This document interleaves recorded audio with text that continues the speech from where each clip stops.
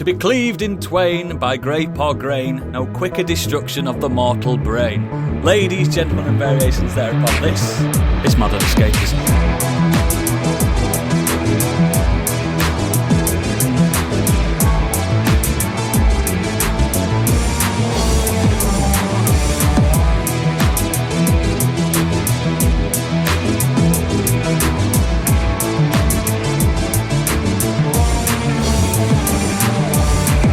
Hello and welcome to the show. My name is Kermit the Frog, also known as Oodles.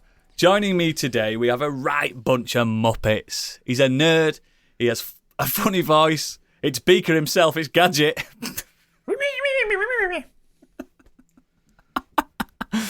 Also, he's bald, he's older than God, it's Statler or Waldorf, it's Biggie. Hello. His talents hold no bounds, but his obsession with chickens is a step too far. It's a great Gonzo himself, it's Stig. Hello. I don't know what Gonzo And says. finally- Waka waka, whatever. That's fuzzy, isn't it?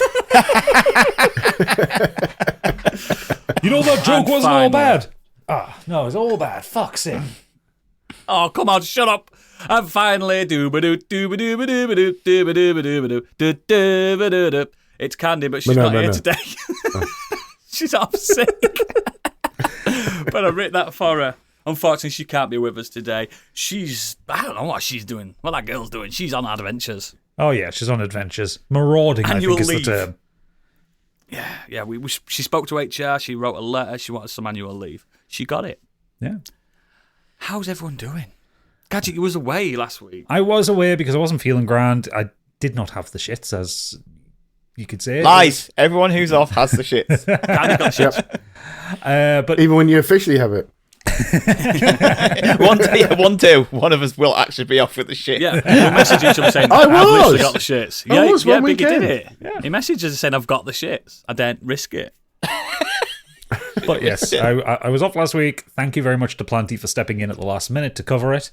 I know you're Literally like last minute. I know you're like a safe voice who resides in the north, so you know I appreciate his help. I don't know if he's safe on a podcast. Oh no, he's absolutely not. The man's insane. I don't know. He's almost a as bad podcast as terrorist. I don't know. I think them if them two had an hour to themselves, I think the internet would Oh, collapse. could you imagine that podcast? No, No.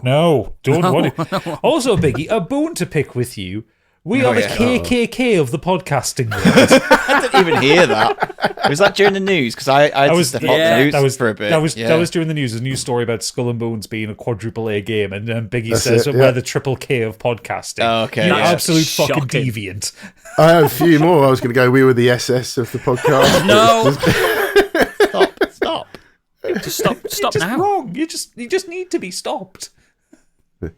French. It's that French mentality. They just don't care. Nah, he's hopped up on wine and snails. Exactly. And frog's legs. Yeah. How's everyone else's week been then? Great. I've got a game to talk about, but I'm going to talk about it in the green room because everyone's sick of us talking about Dragon Quest. So, Mate, I'll do another 2 hours with you if you want. I know, but I think we may have exhausted it. But I do want to talk about it a little bit. But Let's do a unfortunately, spoiler cast. that's going in there. Oh, we could do Should it do now. a- We could do it. We could do it a now. spoiler cast. I'd do a spoiler cast.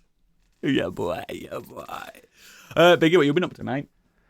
So, mate, I've just been so busy at work, so I've done very little. I've got one movie I can talk about, and that is pretty much it. It's okay. I have done... Last week, I'd done nothing. I had to talk about a film from the 1960s. This week, 5 films, 2 games. Take a pick. One of each. But yeah, excellent. So, starters we mean to go on. All I want is hard-hitting, factual news nuggets straight into my urethra. Go. It's Biggie's breaking news. Fucks me up when he comes out with that stuff.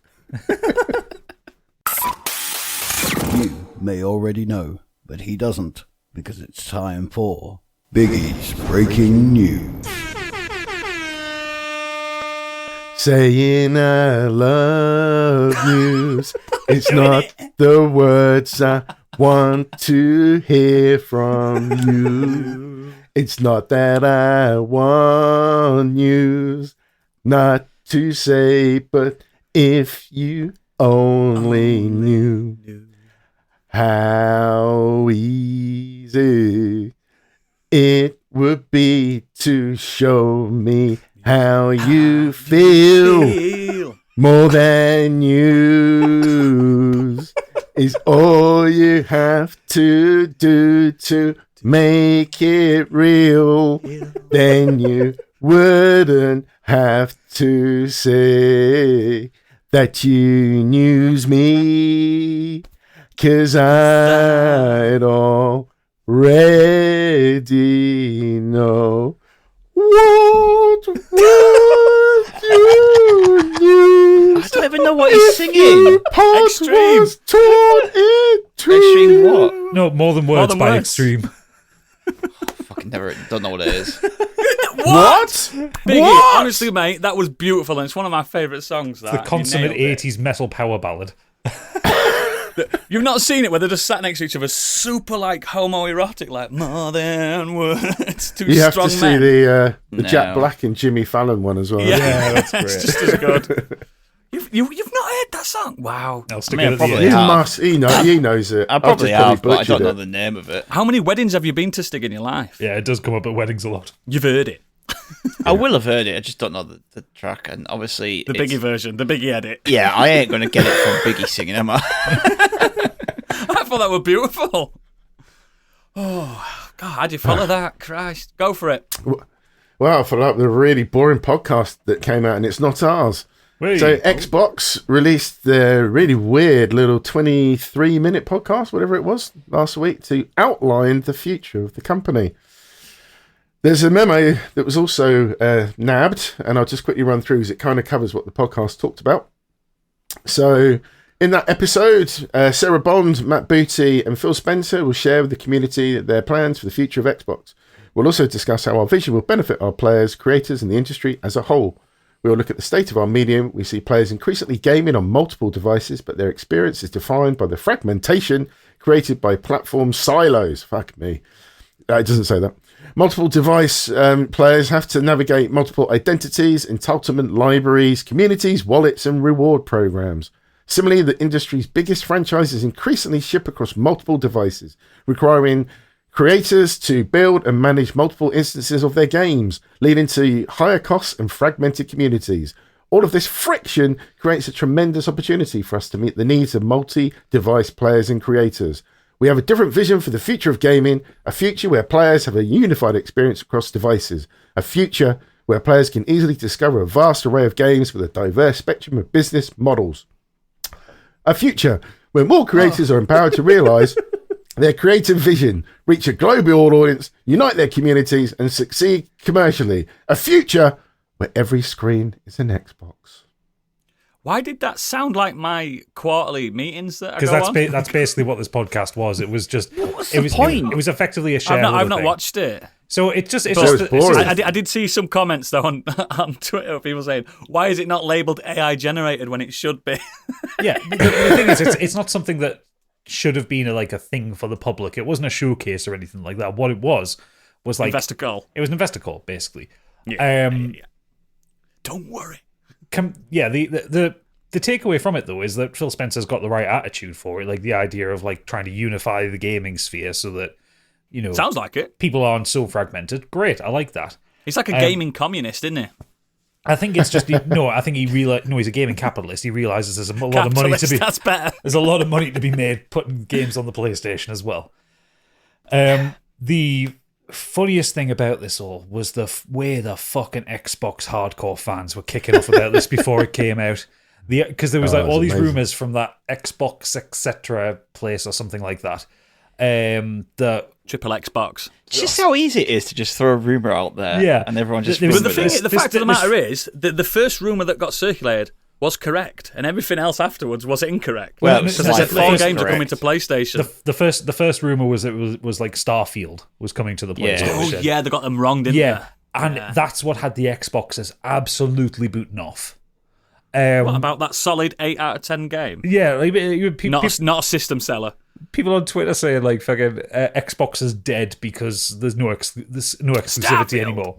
And what actually came out about it is Microsoft basically said no, it's not going to be Starfield, Indiana Jones. They aren't planned for ports, but Yeah, it's why would they? it's expected it would be their AA games. So Sea of Thieves, Grounded, Pentiment, and Hi-Fi Rush are the best bets. Yeah, you can see Tango, who made Hi-Fi Rush, have initially conceptually wanted that for everything. Because that's what they used to be, a multi-platform publisher. Well, yeah, Ghostwire Tokyo was multi-plat. Yeah, exactly. And I mean, Evil Within and stuff. Phil Spencer's kicking off about Helldivers not being on Xbox. I don't- because I don't- it's doing so well. I don't think he's kicking off about it. I think he's just he said something like this. It doesn't benefit anybody that it's not on Xbox. Yeah, but they've got all the exclusivity that they've signed up as well. So, I'm on Phil's side. I as much as I don't have an Xbox, I still think everyone benefits. Everything's out on everything. I agree. That's what I'm saying. You can't then have a bite of the pie and then go, "Oh, I don't like this pie." Your pie. What he was doing is he was goading Sony because he just had this this investor call podcast press conference thing to say, "Hey, we're going to be putting some games on PlayStation," and he's going to bring some to us. Sony, you can make a bit of money. We'll make a bit more money. I think they should. I think they absolutely should. I think a bit it's of money fair. on Xbox. Some games can stay as exclusives. Fuck it. Let them have a few. Yeah, let's just liquefy it a little bit. Let's just come on, get groovy. Smoke a joint and just be friends. Everyone wins. So it's exactly like I said. They'll keep some exclusives and some games will go. Yeah, it is. It's exactly. fine. And it'll happen in future, won't it? It won't be your big super triple A's, your system sellers. What about your quadruple A's? It'll be quadruples, yeah. Yeah, but surely it'll get to a point where something like the Master Chief Halo collection, which now probably sells for a couple of quid on CD keys or something, you can probably snap that up. That'll At never some point, end up on they'll PlayStation. just be like, "You can have it now." It's been. I think iconic franchises won't lifetime. do it, but because Microsoft owns so many studios, it'll be the AA releases. Yeah, but stuff that they've purchased rather than CODs. what they in-house. Yeah, but then CODs also will. Yeah, the CODs still will as well. But then also think about how good would Hi-Fi Rush be with what the DualSense can do. Yeah. Which is probably again with Tango, they've popped because there were DualSense stuff on Ghostwire Tokyo, yeah. That one. They've probably already implemented that anyway.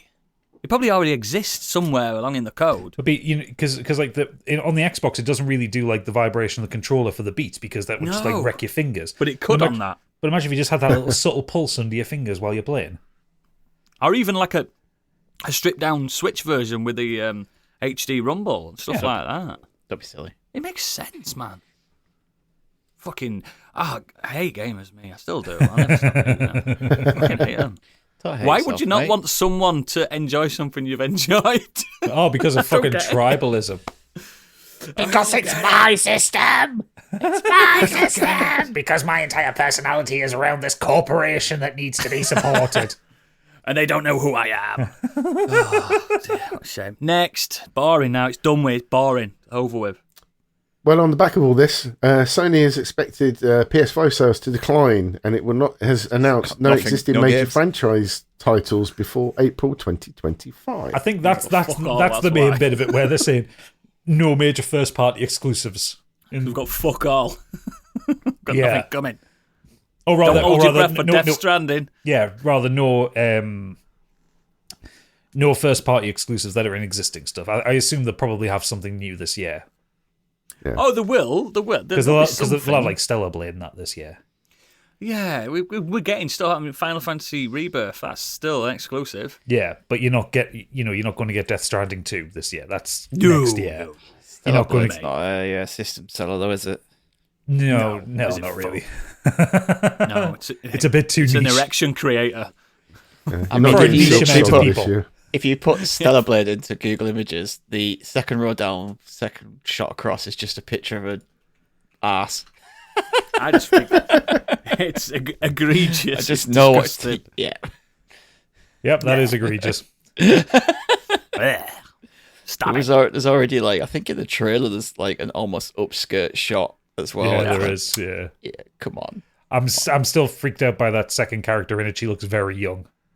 I'm not having it. She'll be like, I I look like a 12-year-old, but I'm actually 12,000 years old. You can't fuck me. Oh yes, that's No standard, Yeah. standard anime logic. When people go, it's fine, she's 12,000 years old. Yeah, but she looks like a child. So, but she's 12,000 years old, so it's fine. It's completely fine. It's not, pal. You're a nonce. Next. Well, speaking of Helldivers, 2 has now surpassed both Fortnite and Call of Duty, taking the number one Congratulations. spot on the top played games chart on PlayStation. So I'm going to talk about this more later because I've been playing it this week. He fucking hates it.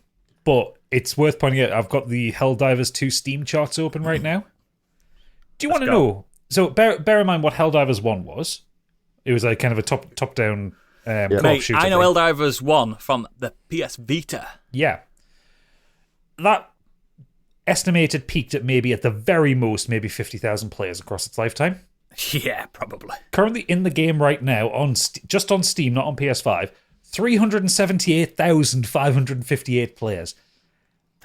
The game is broken. You can't All of our log in. listeners. You can't log into it. Not as much as our listeners, but he's getting there. Like, I've been trying to play it all weekend and it keeps coming up, servers at capacity. Please try again later. Is there no, like, it'd be a shame they can't implement a little offline story mode just to keep you sated a little bit. No, because I know it doesn't work like that. It doesn't work like that, but also because what they're doing that thing that EVE Online does where everyone's playing in the same server. Yeah, I know. It's like world instances and stuff, isn't it? No, it's just one big server that you're all in. And what that's resulted in is they're a victim of their own success because they didn't expect it to blow up like this. Yeah. And I'm pretty sure that Arrowhead Games, I think they're only like a 50-person studio. They Again, though, don't have genius the power. marketing, genius timing, Good game. perfect timing, good game. Who thought that those three things would work? Who Just seemed to knew? drop out of nowhere, though, didn't it? It's like I don't remember anyone saying, "Oh, yeah, Me and Gadget Helldivers." saw it. Me and Gadget saw the announcement when we did a talks over. It was we were Gamescom both last like, year. yeah, we were both like, that's Starship Troopers. We're into it. Yeah, but it was We're kind of into like that. It was kind of like, oh, I enjoyed Helldivers 1. Oh, Helldivers 2, yeah, cool.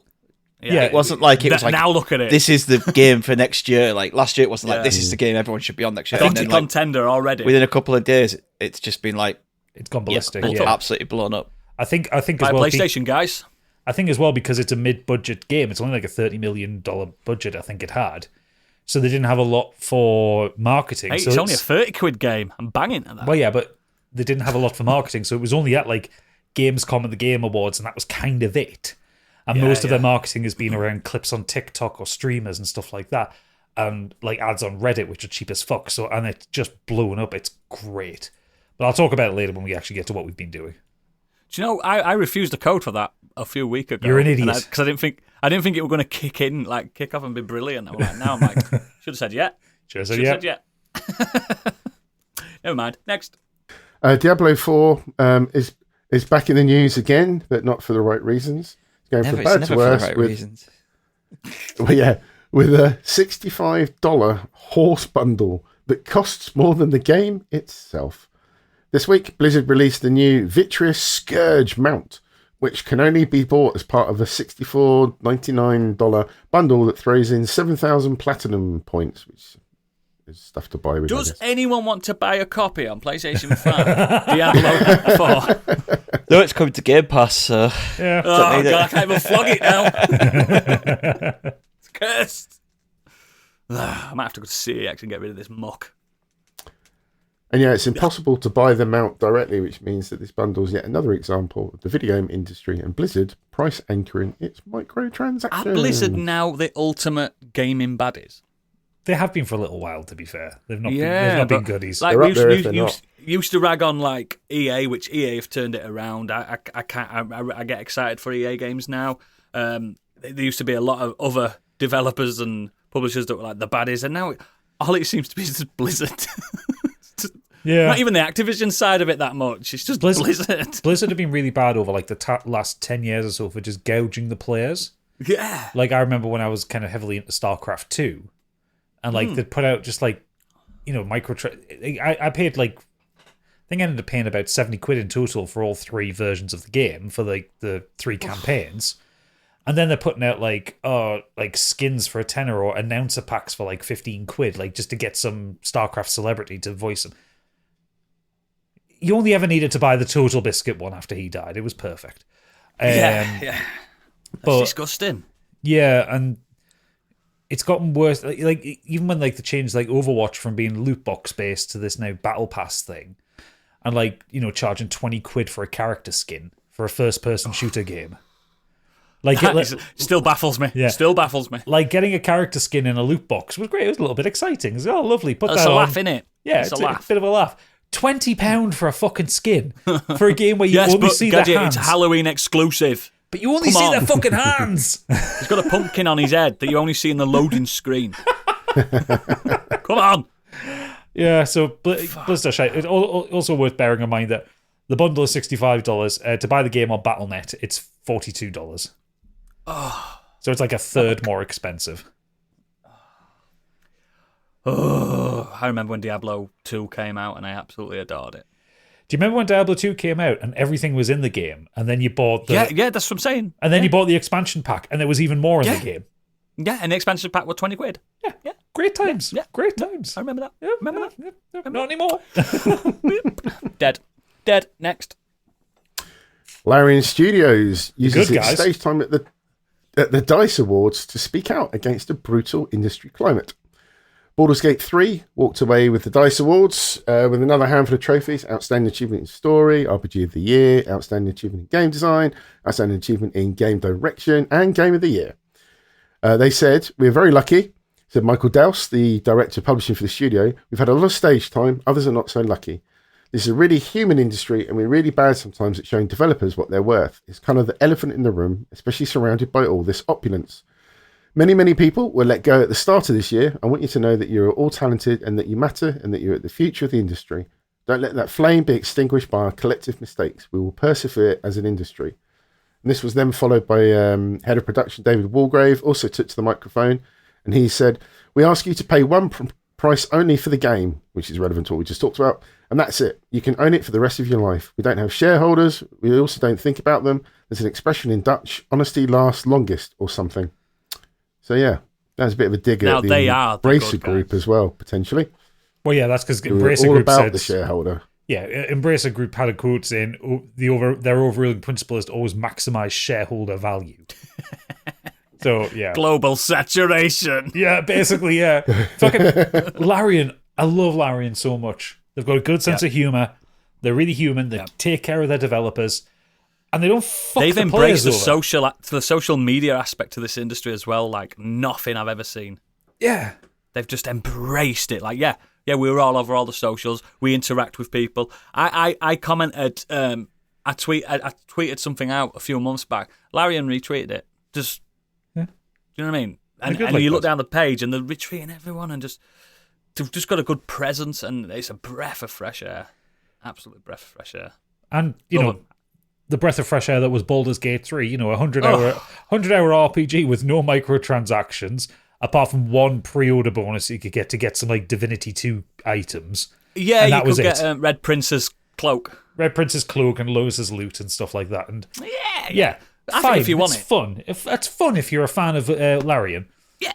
But yeah, one price, probably no DLC, because how could they do it? No microtransactions. Don't need any DLC for that game. Complete game, free fixes, constant fixes.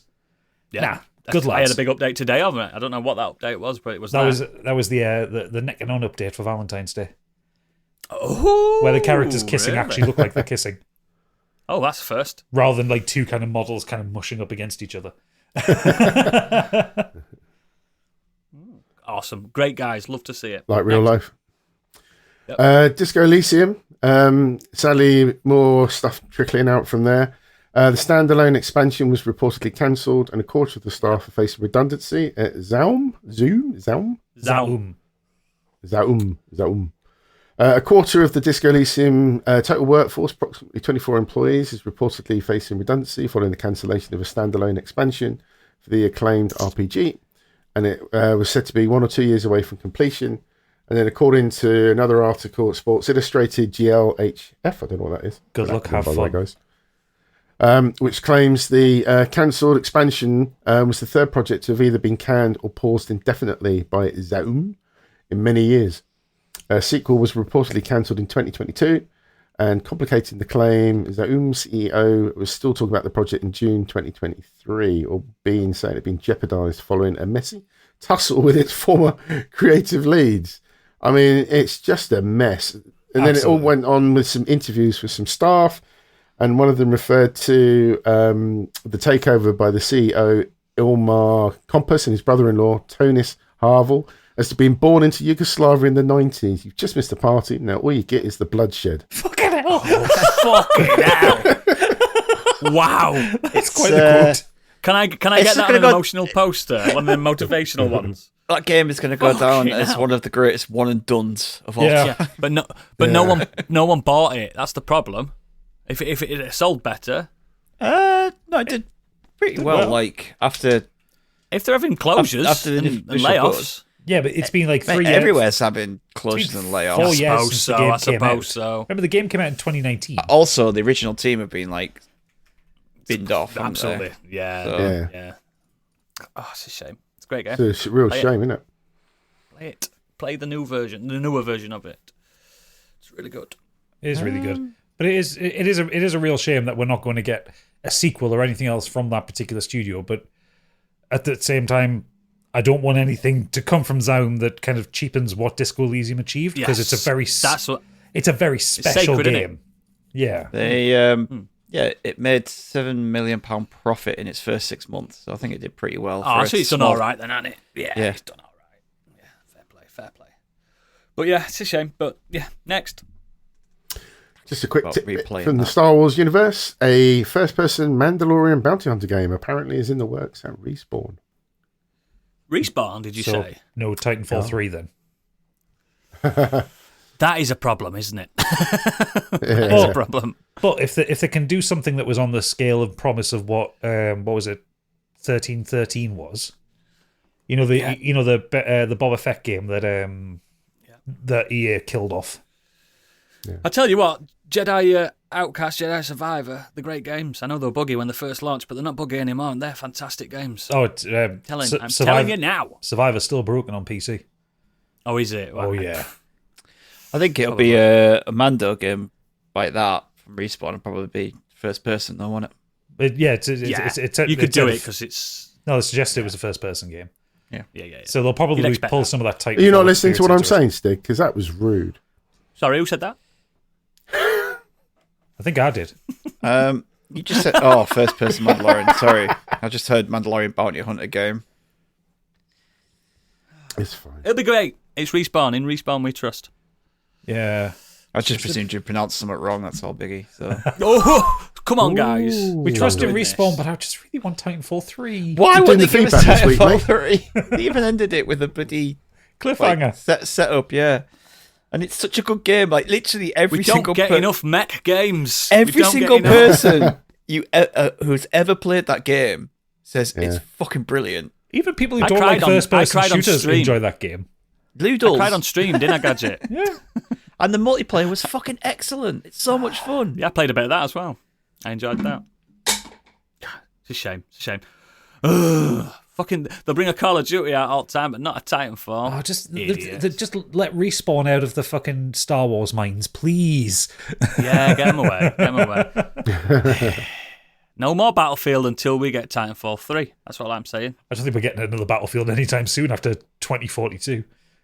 Biggie's still hoping that game's going to be good. I think it's like, it wasn't even EA, it was Respawn that cancelled it. They didn't even tell EA for about 6 months. Yeah, I know. Just like, fucking kill it. Yeah, They it's often working on it. and did Apex instead, didn't they? Yeah, and made a load of money. Scumbags. Next. Over to the world of film and TV, and this very evening, which already this news will be old by the time you listen to this. But it won't It's be a left week us. and a half old. For once. So I've got a list of the categories here. Won't have to go through all of them, but I guess we'll just cover the main ones. Is this the BAFTAs, is it? Yeah. Right. Is it How are we hello? winning Hello? one? Can you hear me? Wait, Stig talked over you when you said the BAFTAs. So it's just clearing it up for the audience there. I don't think he said BAFTAs. Oh, come on, guys. Come on, we're professionals. Right, me First and you up. are Oodles. First up, the best film.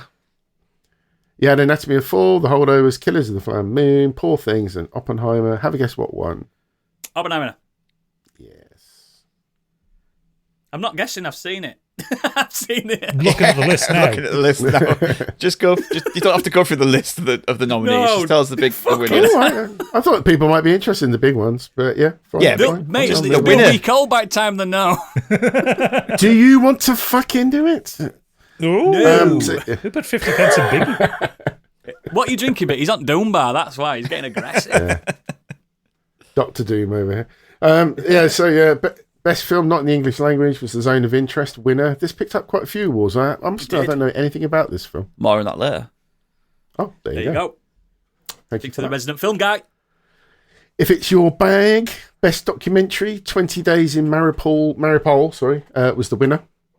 Yeah. Best animated film was The Boy and the Heron. Good. Yep.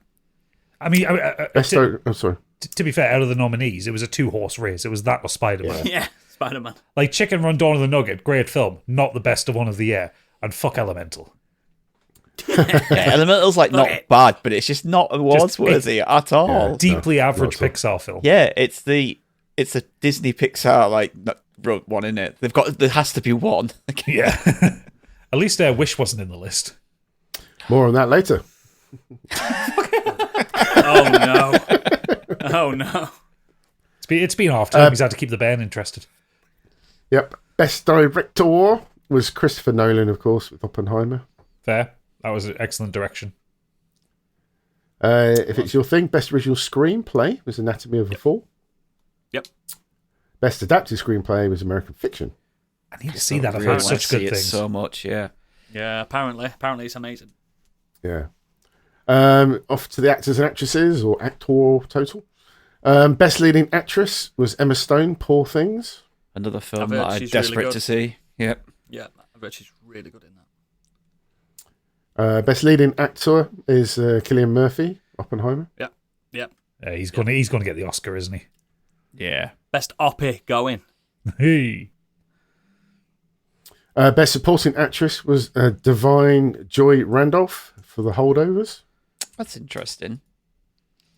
She's You really like that good. film, didn't you? She's really good in it, but I don't think she's the best. not out of. I've seen. Well, maybe would have gone Rosamund Pike over her. Yeah, I was Saltburn. just thinking that. looking at Saltburn. this. Yeah. Just looking at Sandra Hüller in The Zone of Interest, I think I probably would have put them above her. She's good, but yeah, she wasn't like the standout thing for me in that film. Do you think if Oppenheimer hadn't come out, do you think Barry Keoghan, I'm not sure how you pronounce his name. Keoghan. Keoghan. Do you think he would have Keoghan. grabbed that for Saltburn? No, No. I think Paul Giamatti Looking at would the rest have of the list on there. No. Paul Giamatti would have won it. You reckon? Everyone, Yeah. Giamatti apparently was showing for a lot of stuff. Yeah, he's After better. that He's film. better. I think it's also very comparatively quite early in Barry Keoghan's career. He's Yeah. got a lot of time to win an Oscar. Plus, Giamatti BAFTA. didn't shag a grave. It's a bit I much. think that isn't whole it, for your movie grandma kind of to watch? centres on him throughout, doesn't it? So I just Well, yeah, thought maybe- he's the main character, and so he does a great performance. But Oh yeah, I don't think that from everything It's also I haven't seen the it's the holdovers yet. palatability of the role as well. It's like, Yeah, I can haven't you seen the recommend holdovers this yet, to but- everyone? I haven't seen the holdovers yet, but every single thing I've heard about it is how incredible Paul have. Giamatti is in it. Yeah, he's good. Yeah. Best supporting actor went to Robert Downey Jr. for Oppenheimer. Perfect. Yeah, Yeah, 'cause I forgot it was expected him most of the way through it. Unsurprisingly, best cinematography went to Oppenheimer, No brainer. and the editing, No and brainer. the original score. No brainer. Well, I think I love the Spider-Man Across the Spider-Verse score. Yeah, I think it's just doing things completely different to everyone else. But yeah. you know, I think Oppenheimer has less of a Cartoon. score and more of a soundscape. It's Like- a soundscape. Yeah, It's not an album exactly. you're going to rush out to buy. it's like best sound. It reminds me a little bit of the Dune soundtrack, in where Dune wasn't particularly musical, but it was. it did was, have a lot of. yeah, but it was the perfect accompaniment for the film. Is what I'm Perfect, saying. that by the way. I am also really enjoying the fact. I don't know why I'm enjoying this little bit of Schadenfreude, but the fact that Maestro is nominated for so many things, and that Oscar bait film isn't winning anything. Good. It's the worst one out of the lot. I've not even seen 3 of the Oscar films yet, and I can tell you already it's the worst one out of the lot. It's also nice to see when they literally put it out as a shoo-in and it doesn't happen, and they're all like, "Huh? What did we do wrong?" Two good performances, but the film is just dull as fuck. It was when I was getting ads on Reddit that actually had "for your consideration" at the bottom. I'm like, "Fuck! Why are you appealing to Redditors? They don't vote in the Academy." Idiots. Any more, Biggie? Come on. Yeah, here's an interesting one. Because, again, I haven't seen the film that won it, but Best Special Visual Effects went to Poor Things, which I don't know much about that. Have you not movie, seen the trailer to Poor Things? There's some It's got fucking a weird lot- shit going on with that film. It's got a lot of not like visual effects, more so like prosthetics and stuff. Look by the looks of Yeah, it. like actual practical effects. Practical effects. So whether that covers it as well. I Yeah, think there's like some possibly, yeah. dream. I mean, it's in the list with The Creator, Elements of Guardians it of as the well. Galaxy 3, Mission Impossible, Napoleon. Just interesting. It feels like they lump a lot of it into the same bracket now. Yeah. I think it's also getting to the point where the people who are winning like best visual effects, when it's just condensed down, like the Oscars has like several categories for Yeah, it. they have makeup, don't they? But when Like, they- that's what- When they kind of boil it down to one category like this, the award tends to go to whoever's doing something interesting with it. Because like the Creator has wonderful CGI, Guardians of the Galaxy Volume 3 has wonderful CGI, but it's all just hyper realism. You know, they're not doing anything special or particularly innovative with it. They're just making it look nice. Do you know Guardians of the Galaxy 3 with what's the dog called? The psychic dog. I should know this. You should know this. You're the Cosmo. R3 or Cosmo, yeah, Cosmo. I thought that was just a dog in a suit. That dog is completely CGI throughout that whole film. So is the cat in So is Marvel. Groot. the thing is though, some of the CGI in Marvel is incredible. Like when you watch Endgame, all of their time travel suits, it's all CGI. Like they're not in a suit. They're not in a suit. No. Robert And the cat, Crazy. like he says on the Marvels, that cat is not there. It doesn't exist. Robert Downey Jr. has never worn an Iron Man suit. No, he It's hasn't. always been CGI ever since the first one in 2008. But this last- the only bit that's ever real is like the edge of the mask when he's got the mask open. Yeah. Since COVID though, the visual effects have dropped off. Gone down. Yeah, Yeah, they're really they're gone rushing downhill. them. That's the problem. They're rushing them and they're not paying enough for them. Yeah. But that Cosmo, that I was like, oh, that dog's so nice. And then you wait for credits for name an animal, and there wasn't one. Oh, it was CGI. It's probably Sean Gunn running around on all fours, isn't it? Probably, mate. He does everything else. Well, you know, his big brother's got to keep him busy. Yeah. Yeah. Well, he's one at Guardians now, mate. No arguing with him. 2 of them technically. Yeah, 2 of them. Yeah, that's true. I'm going to show my age and knowledge here. The Rising Star Award, voted for by the public, went to a Mia McKenna Bruce, and every name in that list I do not know. She's in How to Have Sex. I think she directed it. And how do you have sex? Oh, yes, I Don't know, not recognise her. much- yeah. More on that later. I owe a Debris. I can never pronounce her name. She was in The Bear. You've watched The Bear, haven't you? No. Oh. You've not watched The Bear? No. Well, that's something you time. need to change. Yeah, I know. It's on my list. You're expanding this. But yeah, that was pretty much the BAFTAs, I think, the ones that stood out. The British Academy Film Yeah, and but Television the problem is Awards. that usually we record this on a Sunday night and all the American awards Yeah, are it's too after late, we've isn't it? recorded, so then we have to cover them the week after. And I It's noticed, nice to be there. I on noticed British that soil. these had already happened before we recorded, so I was like, let's just get that in quick. Get it in. Breaking Cutting edge. news, but on Thursday. Yeah, man. Cool. Next. Other breaking news, the Fantastic Four cast has been confirmed. As reported, Pedro Pascal will be Reed Richards, also known as Mr. Fantastic. Vanessa Kirby as Sue Storm, also known as the Invisible Woman. Johnny Storm, also known as the Human Torch, is Stranger Things star Joseph Quinn. And the dude playing the Thing, also known as Ben Grimm, is the Bear favourite, Eben Mosbachrak. And now we cross over to Oodles for his immediate reaction on this. Love it. Yes. Fucking love it. Love it. Genius. Absolutely genius. And I I was think talking to Stig. It Vanessa seems like it's set in Kirby's a good 60s. seems like it's set in 60s, and I'm banging to this. It gives it a reason for you to say, why weren't the Fantastic Four there with Thanos and stuff like that? If they set it before all that, perfect. Send them in a wormhole, bring them back to modern day. I love that. Job done. I love that they've got Eben Moss Backrack as the thing. That's inspired. Perfect. That he's got the Just perfect voice for it. Angry Italian, just kicking off, just going mad. Oh, it's going to be fucking brilliant. Yeah, I didn't think at first it was in the 60s, and then someone pointed out that the magazine that the thing is reading It's a 60s one. It's an actual cover from a magazine in the 60s. Well, I only thought it was the 60s because it looked like the 60s cover. The Well, 60s yeah. art. I just thought people and the were drawing uniforms. that. Yeah, and they got that little robot, aren't they? That's definitely 60s inspired, like future technology. That in it. Did you know that it's like when Iron Man in the MCU has Jarvis, which is the computer, but in the comics he had Jarvis the butler, or eventually became Jarvis That's the right. robot. Yeah. Oh, I love the fact that it's going to be like the Jetsons. And it excuses why they've not existed in the MCU. Send them off in a wormhole and bring them back into modern day. And then you've got all the hijinks of that. Yeah, weird timey-wimey wormhole shit, haven't they, in other films? So. Because it's Fantastic Four, like, it happens all the fucking time for them. They're always getting in a wormhole. They fucking live in them. I can't wait. I'm liking the rumours for who's going to play Galactus as well. Who? Javier Bardem. Oh, yeah, we are Cowgun. But do not... Cowgun Big and planets. Seriously, if they're going to use Galactus for this first It's not film... a cloud. It can't be a cloud. No. Do not kill him. Have them banish him somehow so they can save him for later. Do not waste one of the biggest, most threatening fucking I've already thought a story. villains in Marvel pin this. in one film. Pin this. I know what's going to happen. They're going to fight Galactus in this, and the only way to stop him is send him into the future. And they're going to go with him. Yeah, like put him off rather than kill him. Yeah. They're going to have to And do then bring him something back, because I'm not and accepting... all these modern heroes are going to be like, the fuck is that?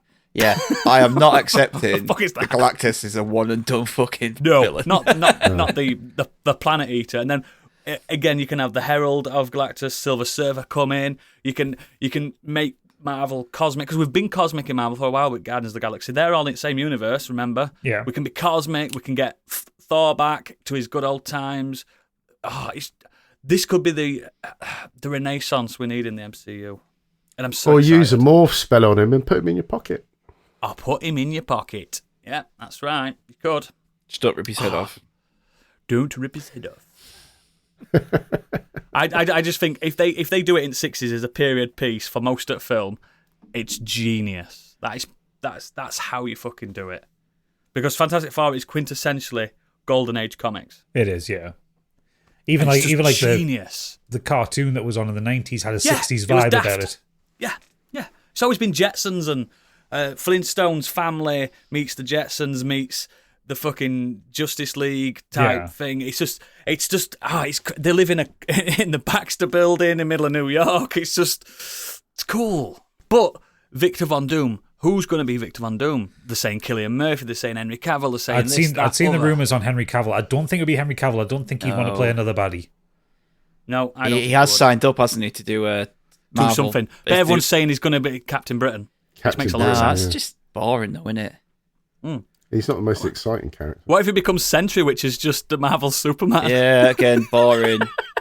Yeah, that'd be weird. I'm still pushing for Glenn Howerton to be Doctor Doom. He's That would worked be with That'd Max. be perfect. He'd be so good at it, and he's the right kind of age now. And Yeah, he he's is, He's worked with Max Chapman before on It's Always Sunny.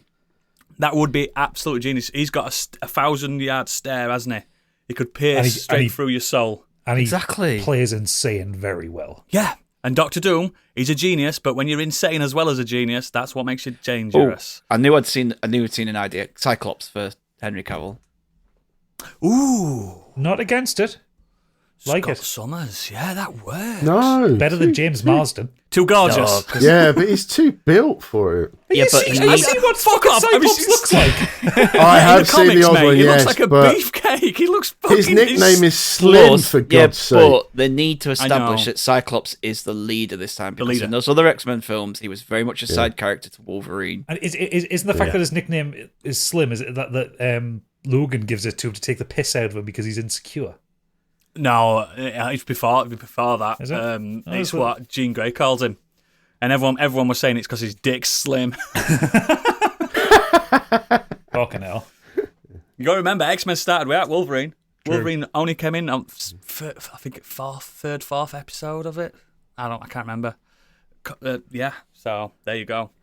Remember old Wolverine, Biggie, when he had an helmet on? Not an helmet, but a mask. Yeah. Covering his head. Not a mask with spiky bits, just a round. No. Yeah, in the early days. It's just, and Beast wasn't blue originally. He wasn't blue. Nope. He was just a man on all fours. Yep. He also wasn't Kelsey Grammer. No, which some people don't like, especially Planty. Yeah, I enjoyed that last week. That made me cackle like an idiot. Yeah. But I'm so pumped for Fantastic. That is me, bums on seats, day one, IMAX, 100%. I've been waiting for this since I really the hope rise they of don't the fuck it Silver up. Surfer. Really hope they don't know. fuck it up. Fourth time's a charm. Fantastic Four. You're not going to watch a Fan 4 Stick to get yourself back in the mood for it, are you? I've never seen it. I'm never bothered.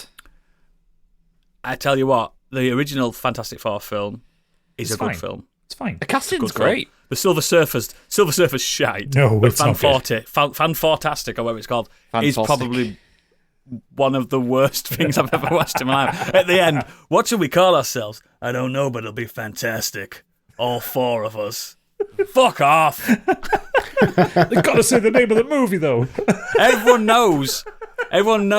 Do you know who named the Fantastic Four? Guess. Probably the press, the Bugle. Who's the most famous man in the press in New York? Jameson. J. Jonah Jameson, the Fantastic Four. Excelsior. Yeah, bring it on. I'm so excited. I'm so fucking excited. When's that coming out? In 5 years? Next year. 25th of July next year. July. Oh, I can't wait. Next, before I piss myself. More than a woman. Ridley Scott making a deal to direct Bee Gees biopic. Ooh, okay, I'm interested in this. Weird mix, but yeah. Have you heard about the Good Brothers in real life? Like, all they used to do is scrap with each other. Like, full-on fist fight each other. They used to fight, they used to take drugs, and they used to fuck. Yeah. Not each other, but yeah. Not each other, No wonder they had high voices. no. Apparently they're proper badass. Were they Irish, Bee Gees? Or No. Welsh? No, London, I think weren't they're Irish, aren't they? American, I thought. they? Oh, they're British. I think they're Irish. I Yeah. want to say Irish. I thought But I know they were American. just badass drinkers. I know they were bad boy drinkers. I always love watching the video to Staying Alive. And it's just that first line when they're fucking mincing down the street. Oh, they're mincing. And the line is, you can tell by the way I use my walk, I'm a woman's man. No time and they've got these fucking super skinny jeans on and their feathered hair and they're mincing back and forth like, no, lads, you're queens. Yeah, you guys are fabulous. You're flaming. They're from Manchester. Are they? Manchester. No, I don't know where I got the Irish connection from. Still, that'll be interesting because, yeah, if it's like fly on the wall style where they're going to just reveal all, I want to see them shooting up before a gig and stuff like that because they were bad boys. They won't. I know they won't. Well, no, they did it's- with Queen film, did they? Yeah, it's a biopic, so it's... The flavour of the month. Biopics are the flavour of the last few years. Yeah. More on that later. Apart from the Elton John one, the Rocket Man, where he were off his kite all the way through it. Yeah, but... That were all right. Yeah. Yeah, but the Queen one was not all right. No, they didn't even show Freddie Mercury once on the gear, which he bloody loved. Oh, he loved the gear. He loved it. He had them parties with the little people holding plates of gear. Remember that Plate of gear. Remember that Bowie one you watched, which can't technically be about Bowie? Yeah. They didn't call him Bowie once. They just kept calling him. What's his name? Real name? Ziggy. Davy. Oh.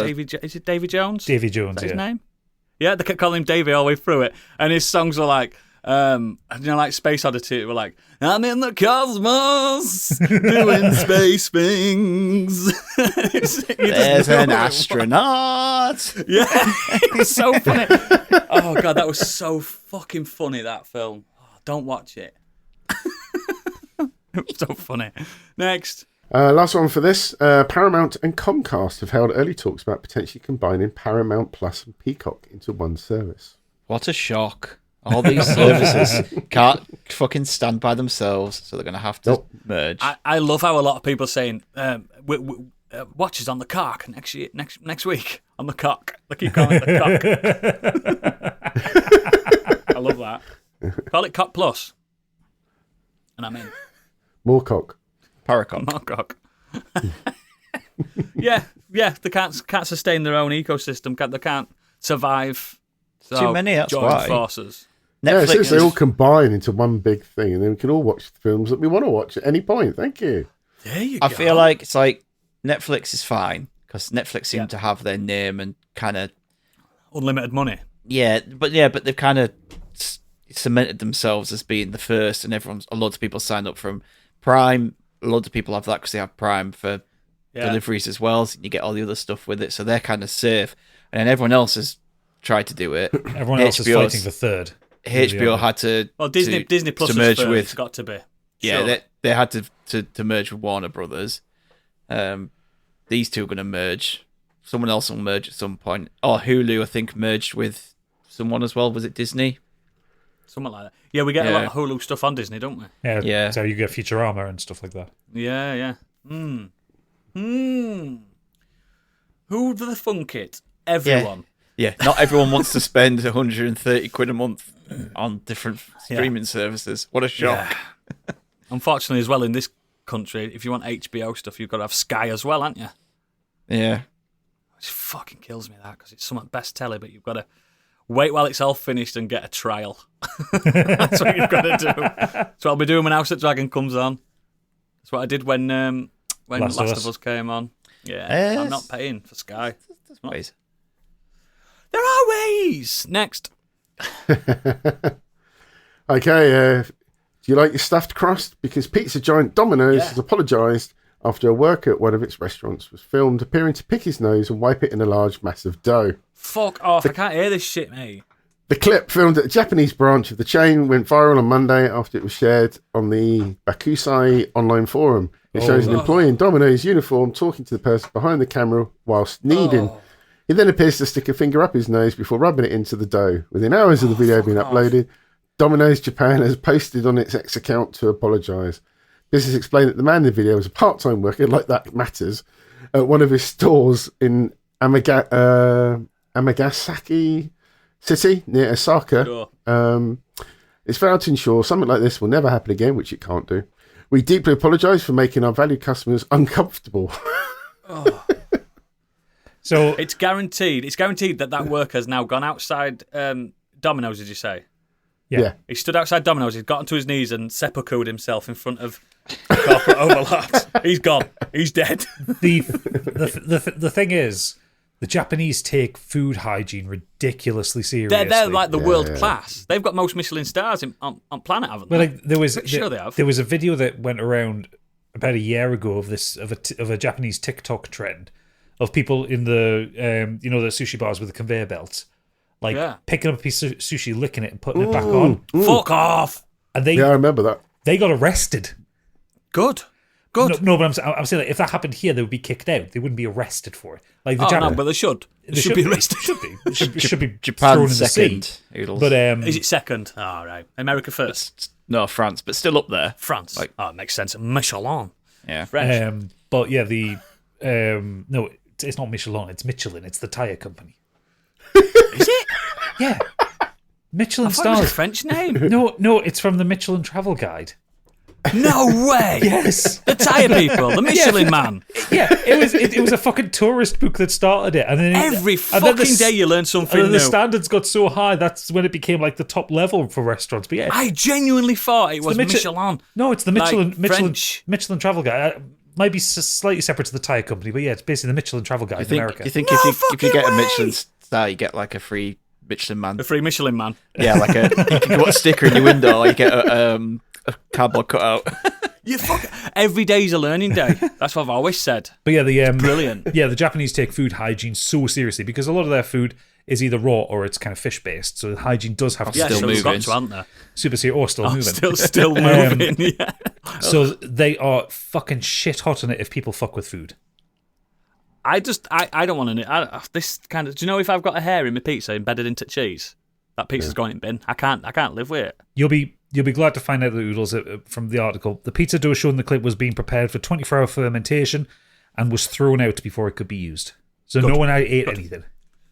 Oh, it makes me sick. Isn't it like I can't a stand potentially stuff like arrestable thing to do, tampering with people's food? that. Yes. In Japan, there's also contamination in it. Do you remember the there was? It's back to TikTok trends again. There's a TikTok trend in America of like people going into like supermarkets and like opening ice cream and licking and putting it in. Oh, that were a trend. That were a trend, and those people got federal Peanut butter charges. as well. So they should. It's disgusting. You might have a disease. Exactly, no, you could be passing it's- something on, couldn't you? No, it's not even that. There was a thing in America. It's worth looking. It's like a true crime thing called, I think it's called the Tylenol murders. And basically, what was happening? There was a pharmacist who was Tylenol's their brand of paracetamol, Aspirin in it. Yeah. aspirin or paracetamol. They were basically contaminating some packets of medicine to murder randomly murder people. And after that, it became a federal crime to tamper with food or medicine. Oh, like food quality, food grade stuff. Yeah. So there was like fucking teenagers going around just like opening a Ben and Jerry's, licking the top and putting it With back their in. face and their accounts up on the internet. Yeah. Idiots. They got federal charges. They went to federal fuck me in the ass prison. Yeah, they're getting bummed, aren't they? Wow. Wow, America did something right. Yeah. From something wrong. Well done for once. It did. Please it tell did me that stem was the from a Weird serial World killer, Web. though. It was. That was the weird. I forgot to I'm mention going to that. say, because if that was just a normal story, that's fucking. I'm really funny with food hygiene, me. I'm really fun. Like, So you even should this is going to sound stupid now, and I've done it forever. I wear gloves to make my kids pack lunch. Don't need I don't know why. I've always done it. I know you don't need to, and I know everyone says wash your hands and Well- stuff, but I don't know. It's just in my head.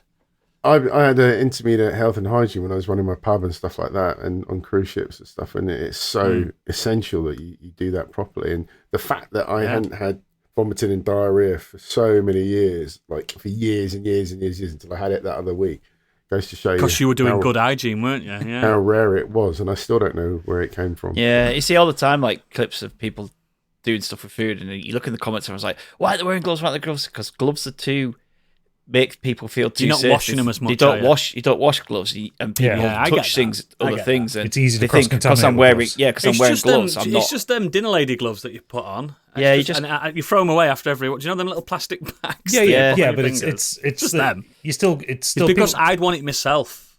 You see, I always find it funny when you see those videos of people wearing those like black nitrate gloves when they're cooking, and they'll pick up a bit of meat and prepare it, put it aside, then pick up the veg. And it's like you've just touched raw Stop it. chicken meat. I literally Stop it. watched. You remember when I told you I'd sat and watched that kebab shop at like 2 a.m. morning one time? Yeah, you seen him do that. And he was there, like the guy was wearing his gloves, and everyone in the comments just going, "Change your gloves, change your gloves." Oh. And someone's going, "Find out what shop it is," and we found out what But shop did he it have was. like proper black latex gloves on? Yeah, but he was handling change and money, and then going back to making the pizzas. He was touching the surfaces, I touching won't be able to things. go there. And, I like to uh, not know. It was so funny Might because as well not wear gloves. people in the comments like, we found out where it was, and someone was like, "I'm going to ring," and the next minute we heard like the phone going. Change your gloves. But you guys have known. You've been in my presence when we get a takeaway. I don't help people put the food out. I just give you the box because I'm really funny with it. That's fair. I'm a really hygienic. Ugh, horrible. But anyway, thank you for that news and a little insight into our eating habits. God, we're such good at content. Anyway, let's move on to the main show. I'm going to start really quickly because I'm quicker than you guys at discussing stuff. I've been playing two computer games. Yeah. Yeah, I'm way quicker than you. No, you're not. What? Where'd Kill that come from? Kill you, mate. Kill you. Anyway. You've done like 20 minutes reviews once when you've You've done like 20-minute reviews on shit you don't like. I know. All right. Look, We're already at an Come hour on. 12. this isn't a mutiny, guys. We're a family. I'm I the played 2 podcaster computer now. games. You've already I've taken been 10 playing- minutes to talk about this one. Shut up, let me talk! But yeah, I've been playing a lot 11. of Switch because... Shut up. I've lost my train of thought, but I've been playing a lot of Switch. Next. I just... Okay. Playing a lot of Switch, and because I like to lay down and play games, I've been playing 2 games. The first game I want to talk about is a game that's only just come out this week, and from all I can see, it's exclusive to Switch as well, not even PC. It's called Twilight Survivors. Can you guess what kind of game that is from its name? Visual Vampire. novel. Clues. Vampires? Vampires, kind of, but Survivors bit's the bigger clue. Because there's a game called Vampire. Oh god, It's is like it a ripping off Vampire Vampire Survivors. Survivors? It's ripping off Vampire Survivors. Now, I'm going to lose my Gamer card in a second, but I'm going to tell you something. Look at that. It's just Vampire Survivors. Yeah, I'm telling you now, Biggie. Gadget, sorry. Fuck's sake. Stop doing that, man. Have a week off and you can't I'm remember telling you who's now, who. Gadget. Well, you stop putting your names on thing. I forget who you are. Grow some hair. Grow some fucking hair, man. I will when you grow a beard. God. Today, what are we on? But yeah, Gadget, I'm going to say this right now. I think this is better than Vampire Survivors. But it is just Vampire Survivors with I know cat it ears. couldn't exist without it, but imagine Vampire Survivors with great graphics. That's what this is. It plays exactly, but it's a bit easier because Vampire Survivors is a tough old game. I know, but that's what makes it interesting. I loved it, but if you don't know what it is, you're a character that you don't control how often you fire your weapons and stuff.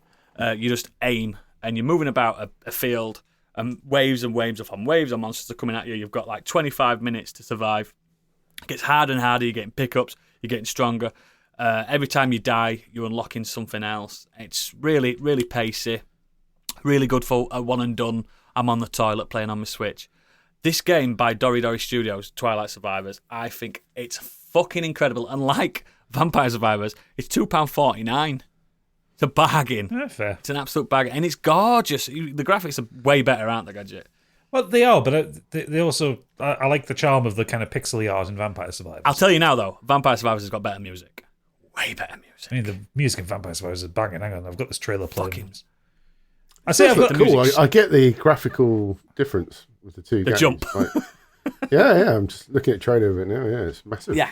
And it doesn't stutter at all on Switch. At all. It's phenomenal for £2.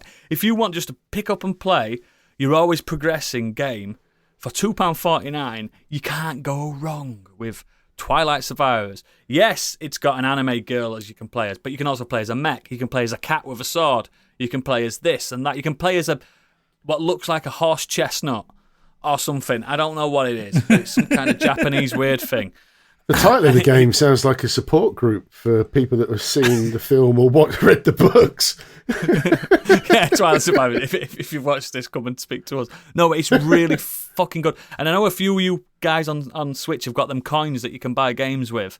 Spend your coins on this for £2.49. It's I think it's essential. If you've rinsed Vampire Survivors, it's got a few loops that are slightly different. It's got some like each character you play has got an alternative move set while you're in the battle to differentiate it from Vampire Survivors. So there's tactics to it as well. There's proper bosses in it and stuff. I fucking love it. It's brilliant. And from all I can see, it's only on Switch. I've not seen it anywhere else. And yeah, I recommend it. And I don't usually recommend cheap knockoff games, but this is just brilliant. It's brilliant. It wouldn't exist without Vampire Survivors, let's be real. It's so close in the name. Twilight Survivors. Twilight's a vampire book. Do you know what I mean? It's so fucking close.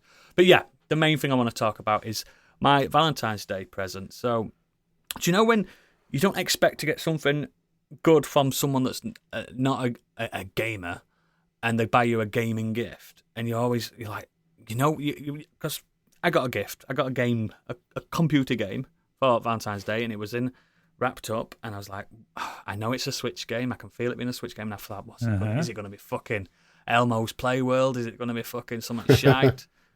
Do you know what I mean? Opened it up, Octopath Traveler 2. Ooh, Nice. well, that's a nice present.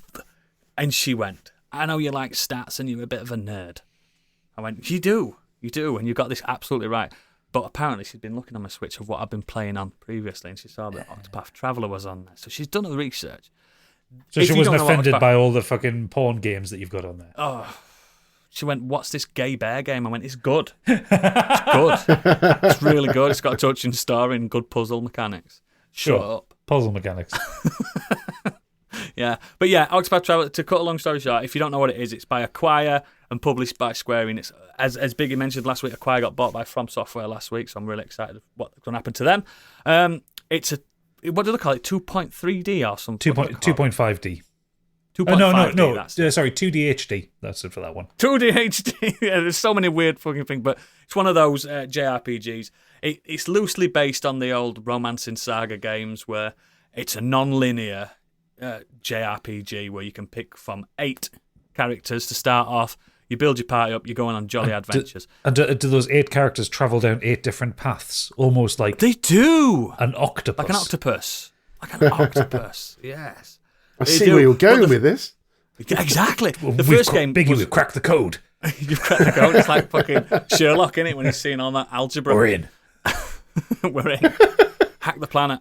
But yeah, the first one was really good, but it lacked in substance when it came to the story. I think It was I enjoyed the first one's gameplay, but the gameplay's amazing. bored of the story by about. Well, once you've collected the characters, they don't talk to each other. They don't talk to each other. There's no interaction between them, and it's just like, oh, you've been playing this for 40 hours. Now here's the big bad you need to go and sort out. Yes, exactly. That was my biggest.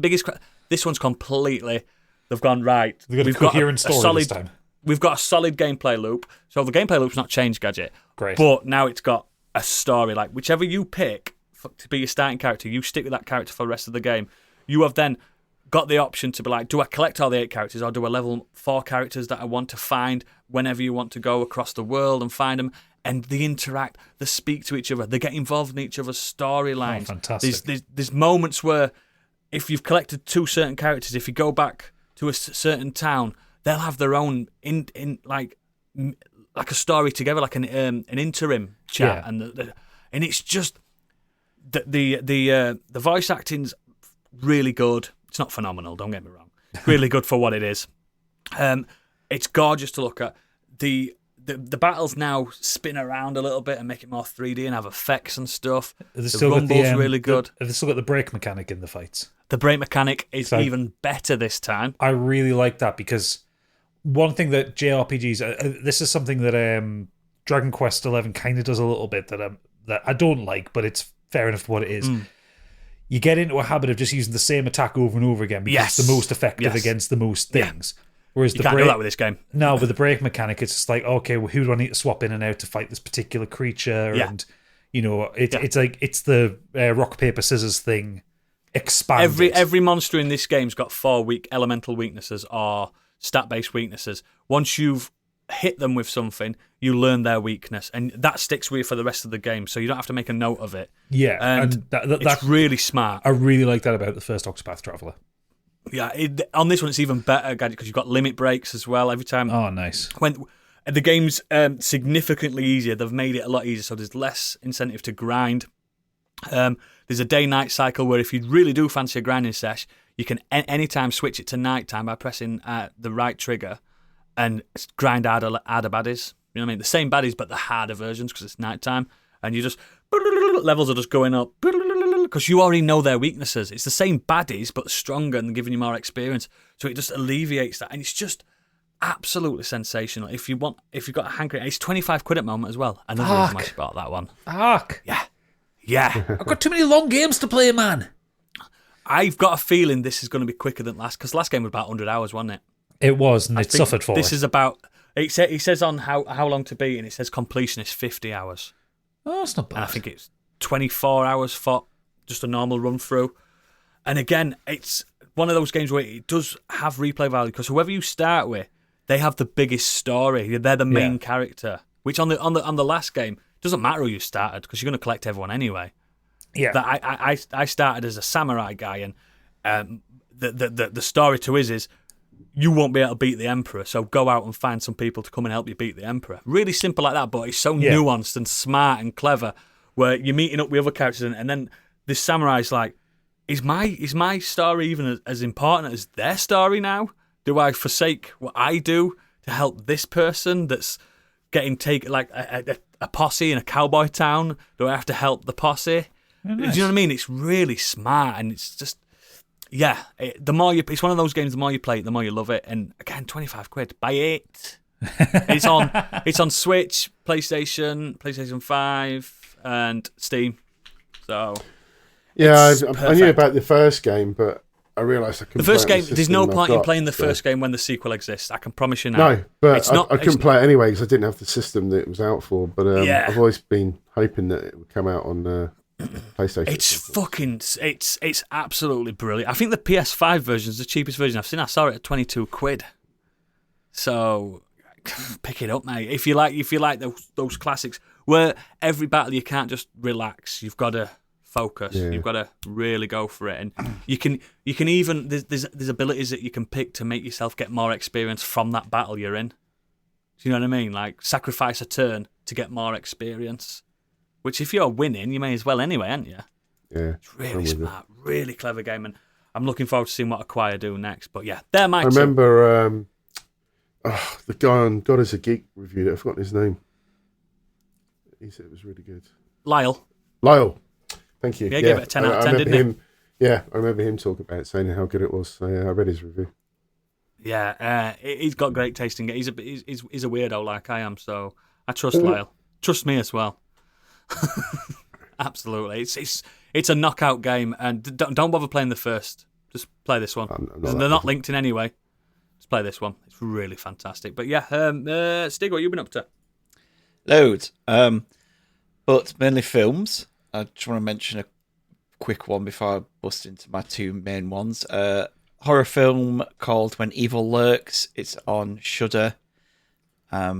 Really recommend this. It's a foreign film. I think it's Argentinian.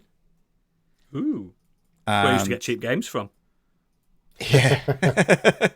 But yeah, it's really, really nasty, really kind of mean, but not in a popcorn horror over the top, like Terrifier kind of way. It's violent, but Like a slasher flick. no, it's not. So the story is set up where the residents of a small rural town discover that a demon is about to be born among them. They're desperately trying to escape before the evil is born, but it's maybe too late. So there's this thing called the Rotten, which kind of spreads across. It's like taking control of this guy, and somebody does something stupid, and they let it out of the body that it's possessed, and it kind of takes up. What I really liked about it was that it doesn't take over just one person. It's not like the demon jumps from one person to the next. It starts to spread across the town At the same time, like a disease. Yeah, almost. Yeah, like a rot. So I love it. but it's fucking brutal and really nasty, and it does not shy away from doing things to children. Let's put it that way. Oh, that kind of puts me off a little bit. Did you ever watch Terrified, which was that other Argentinian? That's horror by the movie same that I director. talked about? Yeah, I'm well in because that first Yep. film was awesome. I've not seen that yet, but it's the same director. It's so good. It might put you off, but I've always found it kind of brave because Yeah, it is brave. it annoys me when there's children involved and they get away really easily, or like demons are demons, like something that's going to possess. They don't care, do they? They don't care. They don't And discriminate. that's kind of one of the things I really liked about the new Evil Dead film was that it was just nasty, and it was like it did not care about hurting the children in that. It's not what I'm not saying. I want to see horror films hurt children. loves No, it. it just He fucking loves logically it. it makes sense. Doesn't it? Logically, it makes sense, and it gives it more fucking tension and weight, and it just makes it. I hate it when the children just get away easy in horror films. Like the it zombie makes And sense. at the end of the film, Last of Us. they walk out the city and they look round and go, "We made it." Yeah, some shit like that. But yeah, that's definitely worth checking out. It's When only, evil lurks. when evil lurks. Yeah, it's only about. It came out last year. It's only about an hour and a half long, I think. now Didn't know about I'm that. back Thank in. you very much. I'm in. But the two main films I watched this week, I had a free night, no children. Kate was working, so I thought, sod it. Went down to the cinema, get a free ticket, went to see two films. Came out of one, and I was like, oh, there's another one starting in 10 minutes. Can I go in there? She was like, yeah. So I did. Fuck. Who are you sleeping with? Oh, your wife. Yeah. Yeah. So the first one I went to see, I'll talk about that after. That's the Zone of Interest. The second one was Bob Marley, One Love. Oh, it's the biopic, isn't it? Yeah. So this is the biopic of Bob Marley. It tells a story. I think it's over a course of, I think it's It's in his 30s, isn't it? It's when he's in Yeah, his it's like 30s. it takes place over 2 years. Forgive me, I forget what 2 years it takes place over. Gone too soon, man. But it's during the time of kind of political uproar and Yes, in Jamaica. of fighting in Jamaica, and people being killed, gangs were killing other gangs for political affiliation and all that kind of stuff. Yeah. And it's telling the story of Bob Marley trying to kind of help and heal Jamaica and pull everyone together. Trying to be an ambassador, wasn't he? Yeah, the problem with this is it is very much your typical music biopic, and it's very much just a hero worshipping film. There's no substance to it. They almost portray him in a Jesus-like way. They even have these like kind of flashbacks to his. So they show the present day, but then they show the flashbacks to his when he was younger, when he met his wife Rita, and when they formed the band. Then they go even further back at times and show him as a young child in almost these like dream-esque prophecies. When he's walking on water. No, he's like, but he's in like this ring of fire and like being rescued by this like thing, and it's just, yeah, I just didn't think it kind of worked that at all. But obviously the music is amazing. Is there a scene where he's sat in a corner and he's like, I've got an idea for a song. One love, one life. Right. He's just sat. Unfortunately, there is. They do it in all these music biopics. Where they sit I there literally wrote here, there's an egregious moment akin to Bohemian Rhapsody where they all come up with the song Exodus by just jamming away, and like, never happened like that, did it? That's how songs are made. No, they're literally all perfectly in sync with each other and singing the next line of the song, and it's just like, oh, come on, like. Oh, I fucking hate that. That doesn't happen. It never happens. Someone comes up and goes, I've wrote these lyrics. Okay, what key should it be in? I don't know, G. All right, we'll work on it. We'll see you in 4 months. Someone comes in with a riff or a melody, and then you argue about it for 4 hours, and then somehow... That's what the Beatles did. Yeah, then somehow you have the first 30 seconds of a song written. No, he just came down with some lyrics for Exodus, and they all somehow... No, he didn't. They just jammed, and they came up with it. So, yeah. I'd love to be proven wrong, but that never fucking happened.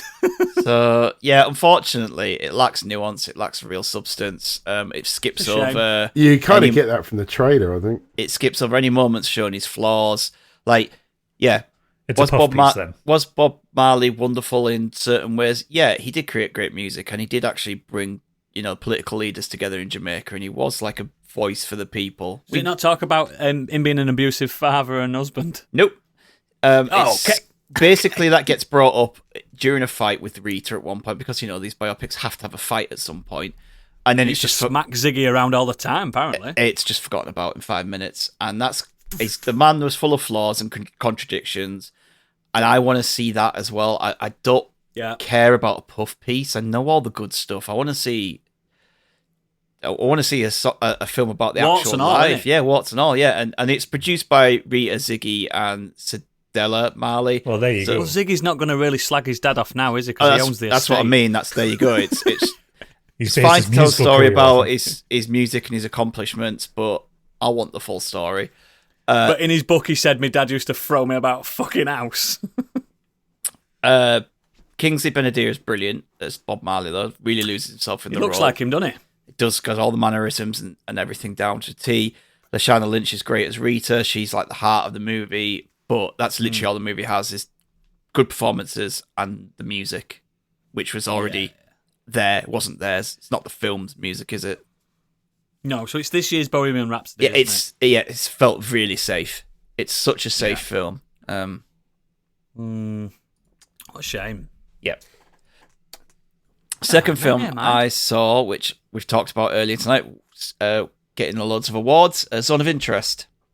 So this is a film by Jonathan Glazer of Under the Skin, Sexy Beast fame. It's his first film since Under the Skin, which was like 10 years ago. God, it feels like it must have been. And it tells the story of a commandant of Auschwitz, Rudolf Hoss, and his wife, Hedwig. And it's the oddest framing device I have ever seen for an Auschwitz film. Is it a black comedy? Nope. Not all. It's pure. Oh, so it's proper serious. Proper drama. It's brilliantly shot. The use of sound is fucking incredible.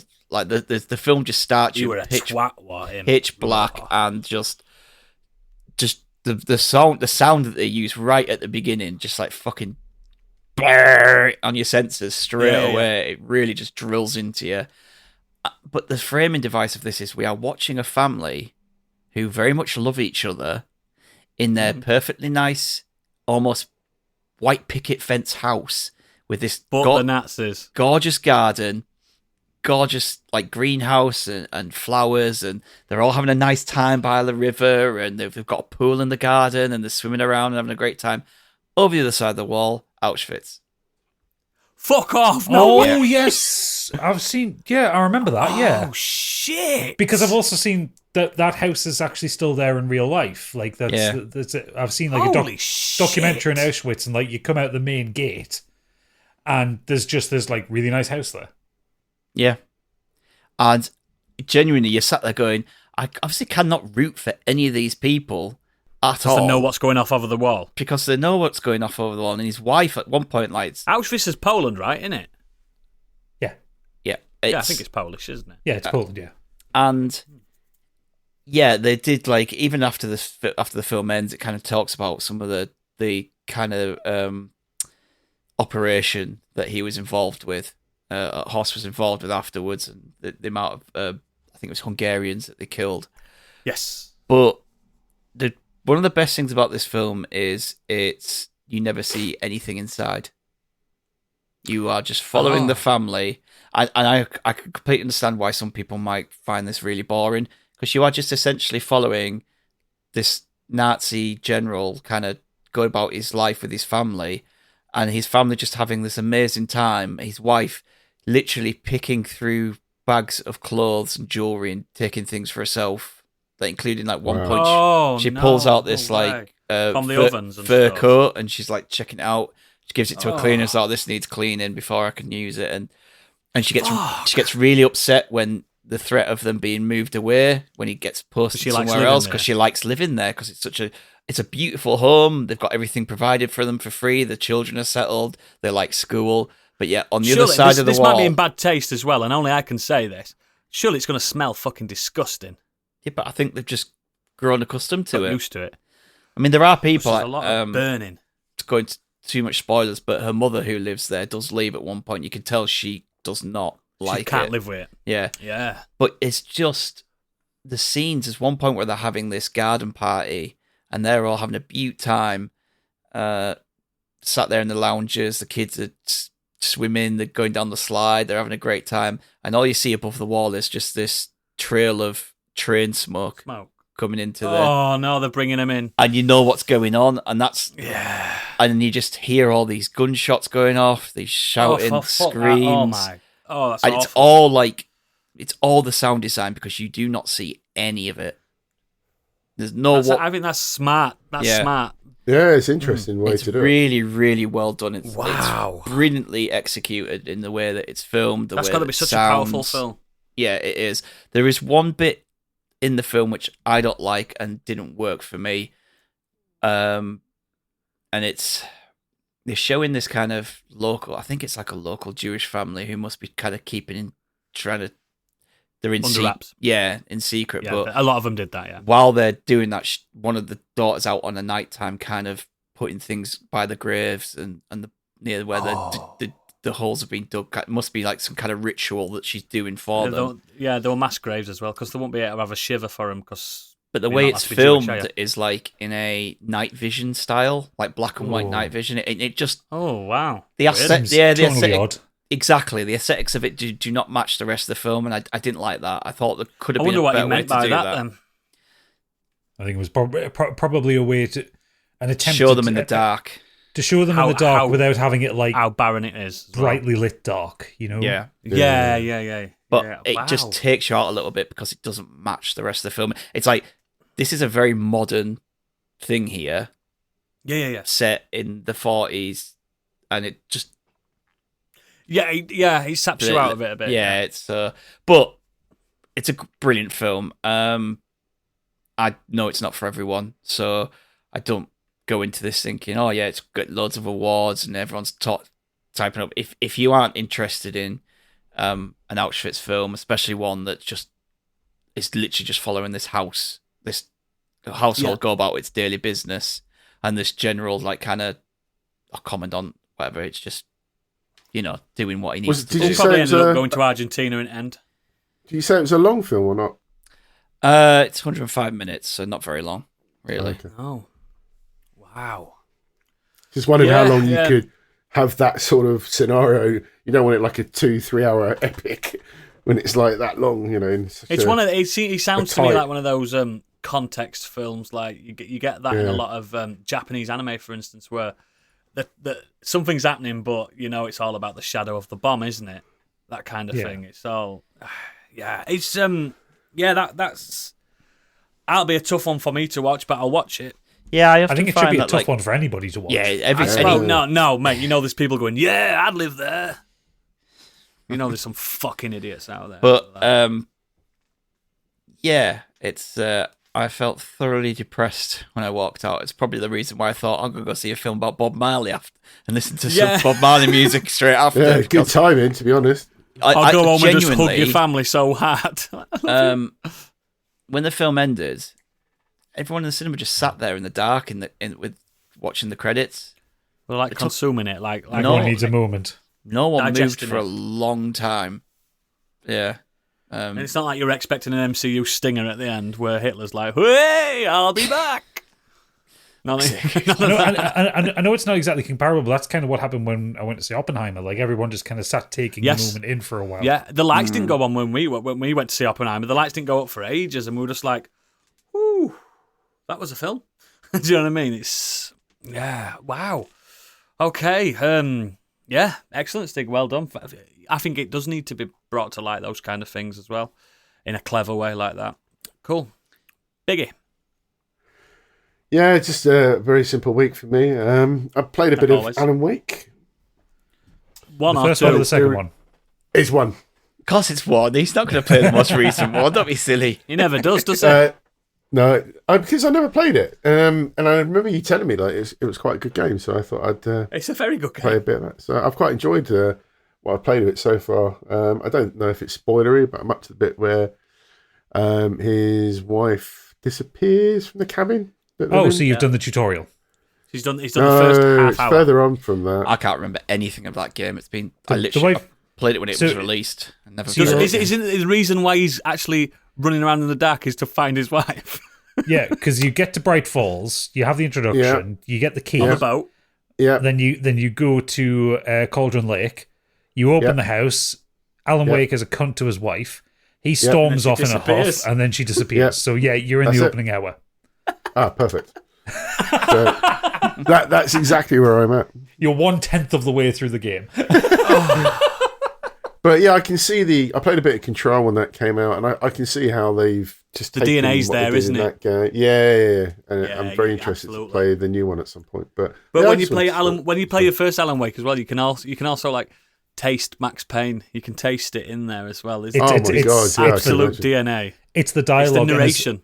It's the narration, it's the dialogue, and it's Alan Wake's writing style.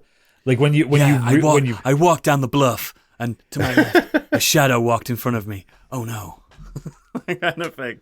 Yeah, clever. like the writing in the pages that you pick up. I mean, I would read the fuck out of an Alan Wake novel if they ever fucking put one out there. Oh mate, day one.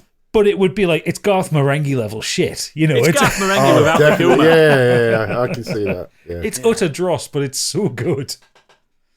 You see, I'm glad you enjoyed it. Please play 2. For fuck's sake. Oh, because you guys have said so much about it. Because it's one of the greatest horror games ever made. I've got it. I've got it. I bought it. And you haven't played it because you did Dragon Quest. Show me the champion of light. No, I'm not playing it because I'm halfway through Deep Space Remake. I'm finishing that first. Dead Space. Sorry. What did I say? Deep Space. That's a different game. Sorry. That's Star Trek. Deep Crust Space. Dead Space or a Remake. porn parody. I actually did plan on... Sorry, Big. I was going to say I did plan on playing Dead Space and Alan Wake over Christmas and then decided to pick up Dragon Quest. Which was the wrong move, but the right move. I'm not going to spoil it for you there, Stig, but Dragon Quest is better than those games. But it's also a lot longer. It's a lot longer. Is that all you've done then, mate? bit of No, awake? the other thing I watched was The Wish this week with the little one and wifey. Oh, here we go. Ironically, it really is a Wish.com Disney. Considering That's why he brought it. He wanted to do that pun. considering they're doing like 100 years of Disney sort of celebration, anniversary. It's just kind of. It looks great. Don't get me wrong. The animation is fantastic. It's a little bit weird. It's got a little bit of kind of like the Spider-Man kind of stuff and Teenage Mutant Ninja Turtles kind of art style, but it's very clean from a Disney point of view. But it looks really good. Like, you cannot knock the animation. And there's loads of nods to Disney's back catalogue with characters, names, and references and all that kind of thing. You know, if you know your Disney movies, you'll spot little things around it. Yeah, you always see the Pixar ball and the lamp, don't you, and stuff like that. Yeah, there's this all sort of little weird little nods and things like that. Is this Disney or Pixar, this one? Or does it matter anymore? No, it's I'd Disney. say it's all Disney based. It's all different. references to all sorts of things like that. Like even the theme song at one point, because the movie's called Wish, and the part of the story is Make about a people wish tonight, time for making a wishes, wish upon a star, and all this kind of thing. Yeah, The music goes down that road at one point, but not quite. I do remember seeing the clips from the because Chris Pine, who plays the baddie, and it's like the villain song. And, you know, like every Disney film has like a classic. More wishes for you. No, every Disney film has that classic villain song. You know, you think of like Ursula's song in The Little Mermaid and stuff like that. Be prepared. Stuff like that. And this one is Hellfire. something. It's something along the lines of I let you live here rent free. I get no thanks for that. And it's just I let you live here rent free. I get no thanks for that. People were just But like, his first they showed song like is really Hellfire. Like, how do we positive. go from this to this? And then he's revealed as the bad guy, and then it's just kind of like, oh, okay. But yeah, the script. the is trailer spoils that he's the bad guy as well. Yeah, the story script is really generic. It's functional. The songs are awful. They've got none of the pizzazz of Encanto or. Yeah, nothing's going to touch Frozen. that. And Moana and stuff. But, you know, you'd think if they're going to make such a big celebration, they would have. That's what makes those sort of movies popular. And the songs just aren't there. They're just really forgettable. But there's one really convoluted, really complicated words. And they're trying to be very clever. I mean, you know, Matilda, which has Tim Minchin writing that. Is it the school song, the alphabet song? Well, he wrote the whole musical. Really clever guy. lyricism. Yeah, it's good music from that film. It's Only a so ginger can clever. call another ginger. That guy. Yeah. But I'm kind of gutted that Wish turned out to be a load of shite, because I remember seeing the reveal trailer for it, not like the first story trailer, but like, and I adored the art style, because it was this kind of weird CGI on top of kind of painted static images kind of thing, and like it looked really interesting. And I always like when people try something new with animation. You know, it's like your Spider-Verses, your Teenage Mutant Ninja Turtles, Mutant Mayhem, stuff like that, where something looks different and kind of pops off the page. And I thought this did it in a very Disney way. And I thought, that has the potential to be great. And then I read about the story, and like even down to like the voice acting and the songs being boring. And it's just like, well, that's a wasted opportunity for your 100th anniversary. and that is exactly it. And the fact is, kids will lap it up. They'll enjoy it. You know, they'll be happy. They'll watch it. It's and a enjoy safe it. Oh, I really film. like that movie. It is. They won't beat definitely Frozen safe. 2 for music. Frozen 2's got one of the best soundtracks of Still need fucking to see that. ever. And when people come out of Mate. that film and they were like, "Oh, the songs aren't that great," it's So like, much I was like, better. go back and listen to them because they are better than it's a better film than the first, It's a way better film. and it's better Frozen songs 2 as for well. me is like top 10 Disney animation films. Yeah, It's I like agree. I fucking agree. Insane. Show Yourself is one one of the best Disney songs. Like, Yeah, it's up just there. one of the best ones. Yeah. Yeah, Yeah, I agree. And mate. this Frozen movie 2's like does not have beast. anything like that. Nothing. They should have It's just a done shame. Frozen 3, shouldn't they? They should have just Frozen got 3, baby! our 100th year anniversary. Frozen 3, safe bet. Yeah. But yeah, I'm kids all will over like it, but don't get excited. My as an kids adult to hated go and Wish. watch it. Both my kids watched it downstairs, and they came upstairs and told this one other week. They said it was shit, but they didn't say shit. Just they're not allowed Rubbish. to say that word. They said it was crap because I let them say crap. But yeah, they didn't like it. They both love Encanto. They both love all classics and stuff. But Same. did My not daughter was like really it. excited. She enjoyed it, but if I asked her sing one of the songs, she'd just look at me. There was blank that other stare. one that they watched as well. I don't know if it was last year, where it's like in a fantasy land, and they hated that as well. I don't know what that's called. They're like monsters and Onward. stuff, but not Monsters Inc. Onward. Yeah. Yeah, they fucking. I liked hated Onward. That was good. That. They hated that. It was like a 7 out of 10 film. It was enjoyable. It was funny enough. It was one really of the liked better Chris Pratt voiceover moments. My daughter's just waiting for next Moana or Frozen. That's what she's ready for. She's I've just, pining Moana's for it. coming. I've just found the lyrics to the "This is the thanks I get." Then this is the chorus bit. It's so fucking cringe. I let you live here for free, and I don't even charge you rent. I clean up all your messes, and I'm always there when you need to vent. I give and give and give and give. You'd think they'd be content, and all I really want is just a little respect. And this is the thanks I get. And this is R-E-S-P-E-C-T. like the fucking bad guy song is just a fucking pissed off dad. Yeah, it's basically.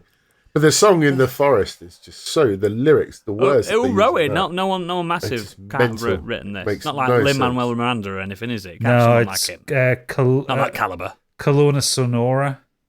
Who I don't know who No that is. idea. No idea. But yeah, that was it. Okay, cool. Gadget finishes off. Okay, well, I'm glad you didn't come to me after Stig, because my main thing is very war-based. But a couple of other things. The glorification of war. Yeah. A couple of other things. I'm on the Vinegar Strokes of Cyberpunk at the minute, so I'll finish the DLC. Vinegar strokes.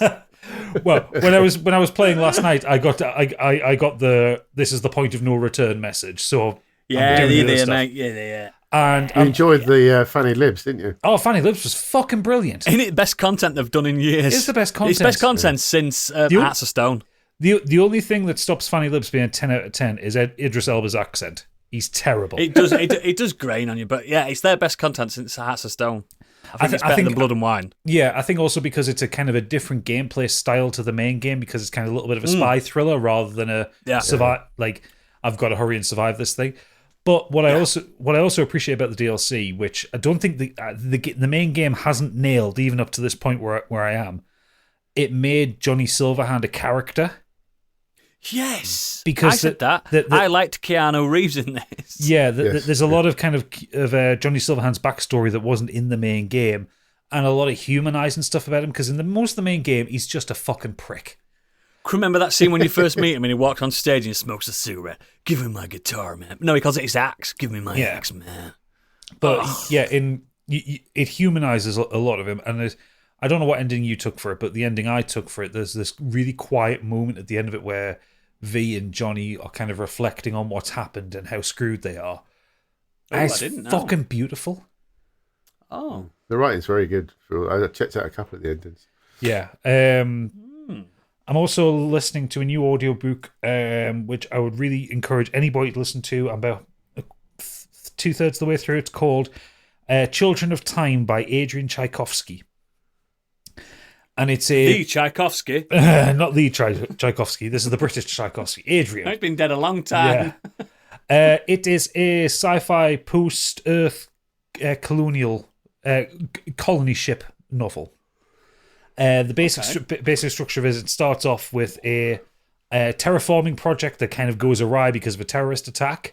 But their intention was they would be infecting these monkeys with a virus that kind of promotes evolution faster. Those damn dirty apes. But shit goes sideways, and the virus makes its way to the planet that's been terraformed, but it doesn't infect the monkeys. It infects the insects and the spiders. Oh. You love a spider as well, It's not like you to read like depressing sci-fi. Gadget. Well, He hates it. He hates it. I'll so- listen to it. yeah. So it actually, to be fair, so far it's not depressing. It's really fucking interesting, because then, like, kind of 2,000 years later, shit's gone wild on Earth, and it's no longer habitable. So you get a colony ship finds this planet based on old star maps, and the story is laid out between these new colonists trying to work out how to get down to the planet and how to survive and that kind of thing, and then the society of spiders and insects that have grown larger but also more intelligent and have like human style emotions and Just think, if structures. you were there, Gadget, you could have a relationship with a spider. I fucking couldn't. But it's really interesting because the spider story is from a spider. The spiders give each other names, but the main one that you follow is one. Sammy the spider. Well, no, the main one is Scott the spider. The main one is you follow is called Portia, based on a species which starts as Portia. And it's interesting because it like goes into great detail about this matriarchal society that spiders would create, because obviously the whole thing, when spiders mate, the male tends to get eaten afterwards. Yeah. So what Adrian Tchaikovsky's done is elaborate that out into being a matriarchal society. And it's really fascinating how he's done it. So it's a really fucking brilliant book. But the main thing I've been doing this week, also involving bugs. Also involves bugs. I've been spreading liberty across the galaxy. I have been taking freedom and shoving it up the arses of bugs because I've been playing Helldivers II. Hoorah! Hoorah! Would you like to know more? Yes, we would. Yes, you would. Sign up for Patreon. So Helldivers 2 is made by Arrowhead Studios. We talked about it a little bit earlier on in the news because it's been such an unmitigated success to the point I can't actually play it right now. That it's so successful. It's a follow-up to the 2015 game Helldivers, which did all right numbers. What they've done is they've changed the perspective in this one. So the original Helldivers was a top-down twin-stick shooter co-op kind of thing. And they've turned this into a third-person, more arena shooter horde mode kind of thing. It reminds me of the shift between Risk of Rain and Risk of Rain 2. It just completely just changed it up. Yeah, very much. For the benefit of it. Yeah. What they've created, so this game is a massively online game, but it's not an MMORPG or MMO shooter or anything like that. It's just massively online. You're all on the same server. You're all fighting in the galactic war for freedom and liberty. Spreading democracy across the galaxy against the Terminids, which are the bugs. Very Starship Troopers like bugs. Forced democracy, though, isn't it? What's the term? Managed democracy. Managed democracy is the best term. Basically means totalitarianism, guys. Yes, because the algorithm picks the government for you. I fucking love that. Managed democracy. That is such a Paul Verhoeven fucking spin, that. Oh, it is. Genius. I mean, when you go through your basic training, like the basic training, the tutorial is fucking hilarious because you're guided through by General Brash. Oh, I bet he is. The oldest, most grizzled Helldiver to ever exist. Does he have a scar on his face? You don't meet him, he's just a voice. Oh. But as you going through the training, like he's like encouraging you with like that kind of full patriotism. Like he goes up and shows you how to like interact with the terminal and goes, was it as the finest code entering I've ever seen, cadet. Shit like that. I bet you say that to all the boys. He literally does. It's all recorded. You go. There's the bit which teaches you how to like use grenades against enemies, and he goes, "That's brilliant." You served a cup of liberty to that bug. Shit like that. Yeah, it's so stupid. It's got a great. I love the fact that I love managed democracy so much. That's the podcast title, by the way. Yeah, absolutely. Managed democracy is genius. The game has very little story, obviously, because it's an online game. But it has the context and trappings of this kind of Starship Troopers, Paul Verhoeven kind of weird, fascistic, totalitarian state that exists. You are a soldier of Super Earth. Not Earth. Basically America, guys. Super Earth, where basically America has just taken over the Earth. And you are sent... Earth Plus.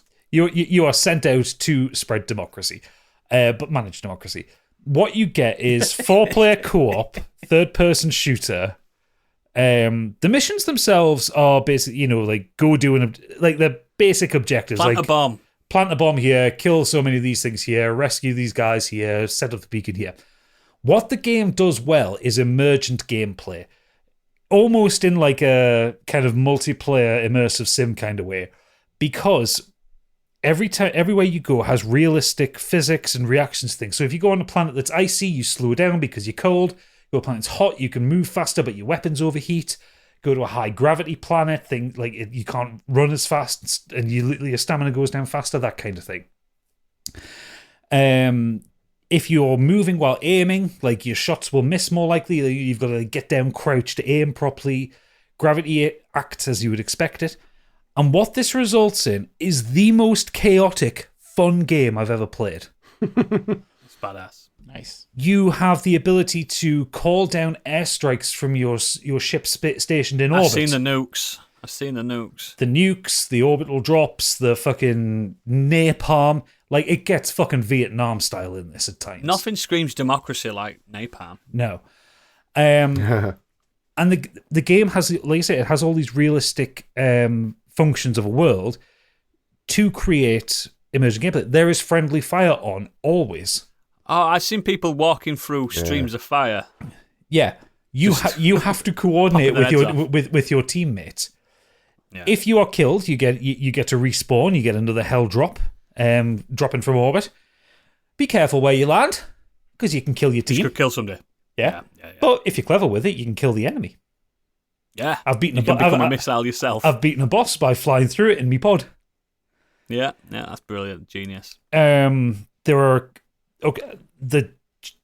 there are two factions in the game at the minute that you're fighting: the Terminids, which are the Starship Trooper style bugs, which are very much a horde, and then there are the automatons, which are fun in a way I didn't expect because they're basically like Terminators. Nice. So on one side of the galaxy, you're playing Starship Troopers. On the other side of the galaxy, you're playing like Terminator Salvation in a horde Terminator mode. Resistance. Or Terminator Resistance. But yeah, these robots coming at you with these kind of bright glowing red eyes, they're fucking terrifying, with chainsaws for arms and shit. Oh, nice. Of course. Oh yeah. It is fun on a level I didn't expect it would do. And like I say, it's... Are you actually aiming towards a common goal, and are you trying to take over these planets? Has anyone finished a planet? This is the good thing. So because you're all in a shared server... Yeah. Everybody is kind of... There is a push and pull between what the enemies that the game has and what the players are doing. So you do a mission... You do a mission on a planet, and you add to its liberated score. The higher the liberated score, the less enemies are on that planet. And eventually, if you clear all the planet... If the community as a whole, across PC and PS5, clear all the planets out and get them to 100% liberated, you take back that sector. So what they're doing is they're putting Imperial... There's currently an automaton event on as we're recording, where the automatons... And they're really fucking hard missions because they're fighting hard. And, you know, the automatons are removing liberty from planets. So... You can't be having that. No, the reason you'll be having it, Oodles, okay? This is a live service game that costs £35. I've seen it at 30 quid as well. Or seen it at 30 quid. The store is 2 menus deep. It's not up in your front of your face. Nice. A bundle of 100 credits is £1.50.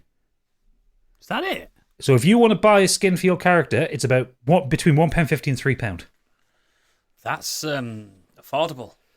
What the developer Arrowhead have basically said is they need the game will never be pay to win. You're not going to get special weapons on like the paid for track because it's got like the free battle pass and the paid for battle pass kind of thing. But they have to feel that they've earned the right to charge for that kind of stuff, and they don't feel like they've earned that yet. Okay, these are the fucking good guys, mate. Support them. Yeah, it sounds like that. Sorry, I'm going to sneeze. Sorry, I just had a democratic sneeze then. But I would like to play this a lot every time I see it, but I'm frightened of playing with bigger boys that I don't know. I'll play with me. It's fine. I've got it both on PC and PS5, so I can play it on either. I might buy it this week. Wait manage democracy.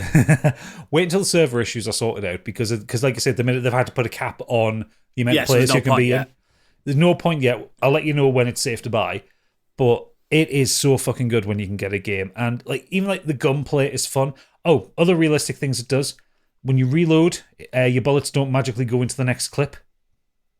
So you can lose ammo. Like it's really going for that immersiveness that you enjoy with games. Yeah. Avoid bombs. Bombs will blow you up frequently. I've been blown up many times. I even have the achievement. Hang on, not on PlayStation yet, but on Steam. What's the achievement called? It is "Cool Guys Don't Look," which is fly at least 25 meters from the shockwave of an explosion. This smells like a really good stream we could do. This is a good streaming game. Like, I don't know if this game is going to be a GOTY contender, but it is far and away so much better than it has any right to be. Okay. And also, bear in mind, this came out the same week as Skull and Bones, which was a $70 quadruple A game. Fucking joke. This a joke. This one is an unmitigated success. Arrowhead have about What I'll do then. Arrowhead are about 100 people studio. I've just looked it up, not 50, about 100 people. One of the 4 studios that worked on Skull and Bones is over 350 people. Yeah, it just shows you, doesn't it? What I'll do is I'll play Final Fantasy VII Rebirth, then I'll get on this after Final Fantasy. I think it's going to have a long life. They've also said kind of free story updates and free faction updates over the year. I finished the first game on Vita. I've beat it. Yeah. You can play that single player. You can play the single player. It will fuck you though. Oh yeah, it will bend you over and it will fuck you. But at the minute, there's only 2 factions: the automatons. Don't threaten me with a good time. There's only 2 factions: the automatons, the Terminids. And like when you look at the galaxy map, there's space for another 2 factions. So I think you know what? they'd be really clever if they do apes, like Planet of the Apes. If they do apes with spears and stuff, that'd be so fucking genius on horses. I think they're expecting to bring back the Illuminates from the first game. Yeah, that makes sense. Makes sense. But yeah, and there's even just silly little stuff in like that. Like there is a dedicated button for saluting at the Super Earth flag.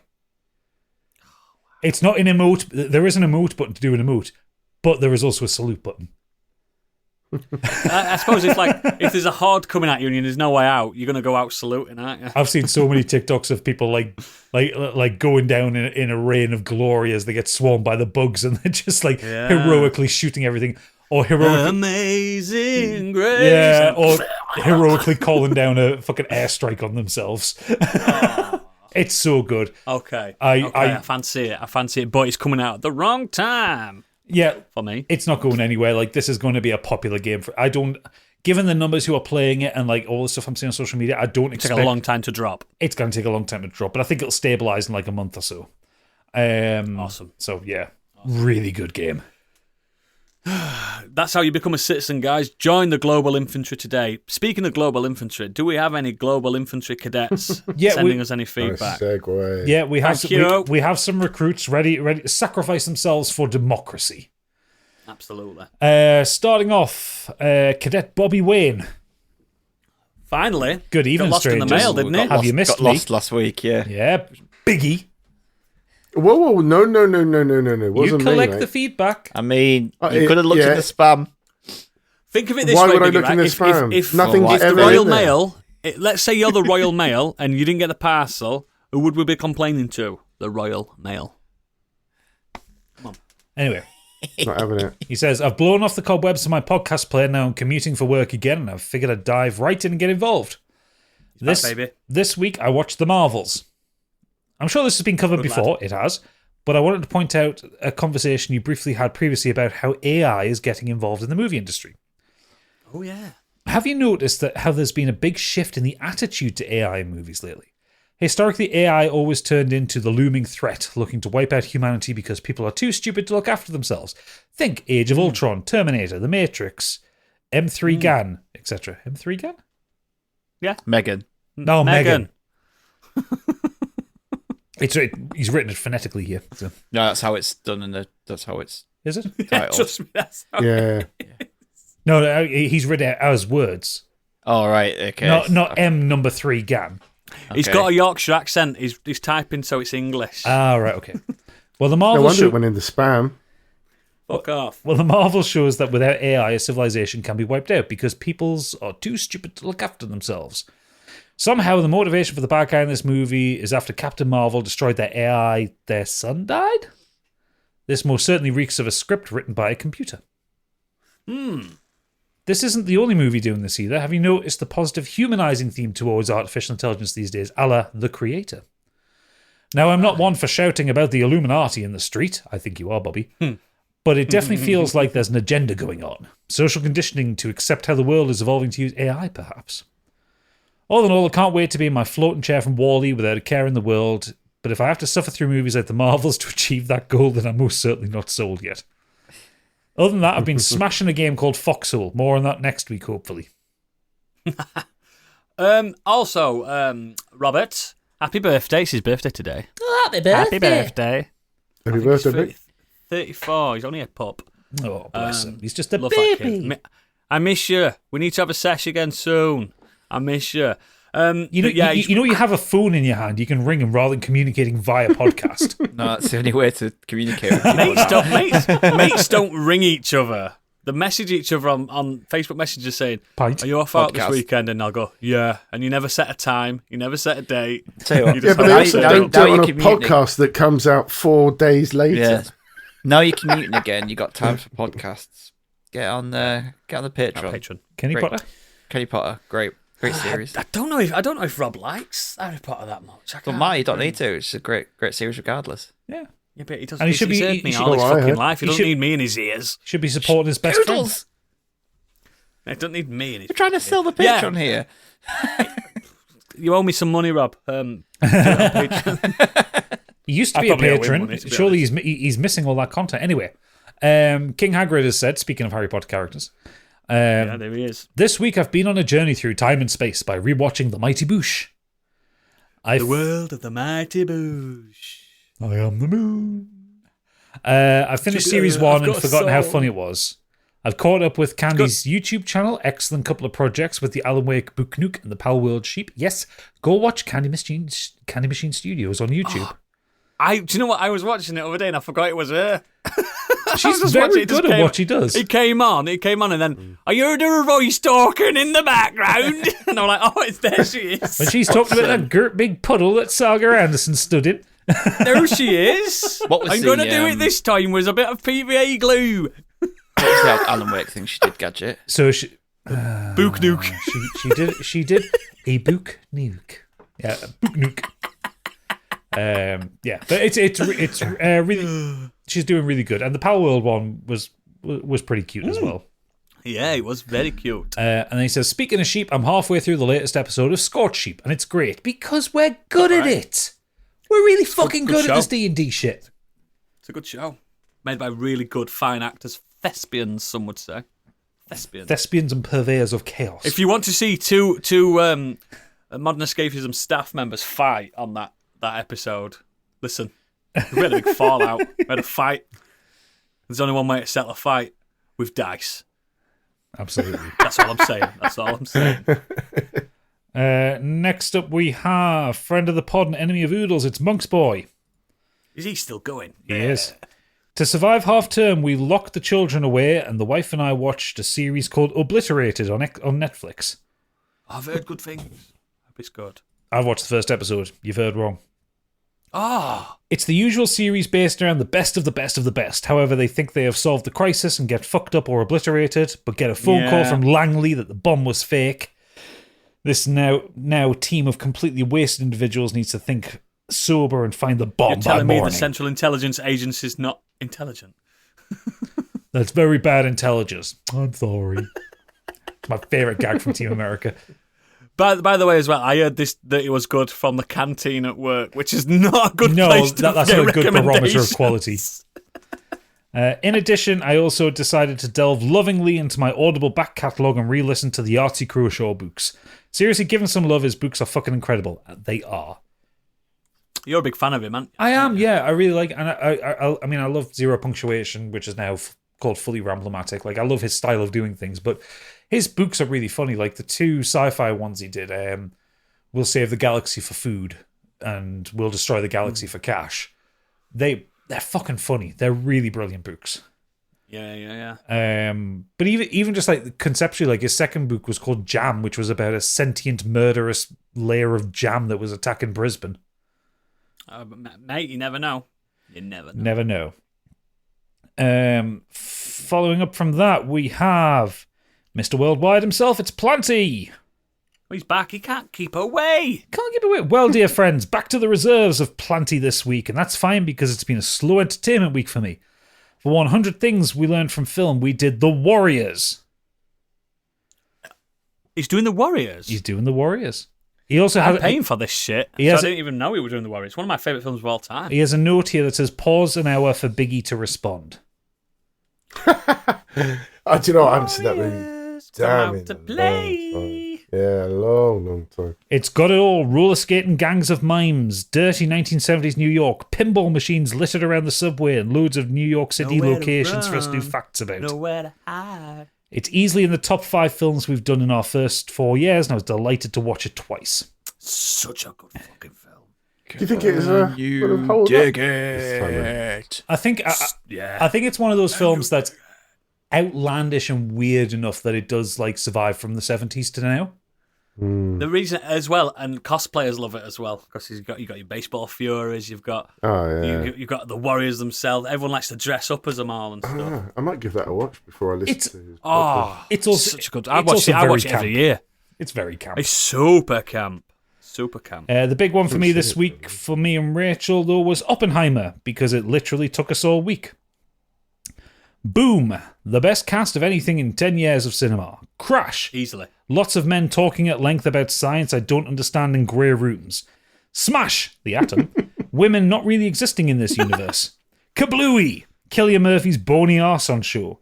Blammo! Loved it. The most dad film I've ever watched, which is fitting because I assume every character in that scene died from a rare form of cancer, just like my dad. Yeah. And on that cheery note, farewell, friends. I'm off to finally get my fanny libbed. Oh, is he going in? He's going into Cyberpunk, yeah. He's good. He told me privately that he's not got the mental health at the moment right now for Disco Elysium. It's a bit grim for him. So I've told him to go back to it later when he's feeling better. Yeah, get your fanny libs on, and you'll love it. Put your stats into strength, then, if rather than yes. Then you get to punch your way through stuff. Yeah. I think it's more the context. I know, but like that will help. I don't think he was struggling with the gameplay itself. I think it's more the tone. No, that's what I mean. That's what I'm saying. Like, true. But punching your way through people, use it as therapy. Punching the actual Nazi, and it will help. Fucking Megahead. Was it Megahead? Yeah. That round kicked him. So did I. It was great. It's always great round kicking a racist in the head. That F King guy said, last few weeks me and the missus have been rewatching Dexter. When it came out, I only watched up to the 4th season. It wasn't too easy to watch back then. Yeah, you don't need to go any further. Is Dexter the one where he shags his sister or something? No. I mean... In real life, he did. Yeah. In the context of the actress. Yeah, Michael C. Hall and Jennifer Watson. But they're not related in real life, are they? They're not really related in the show. He's adopted.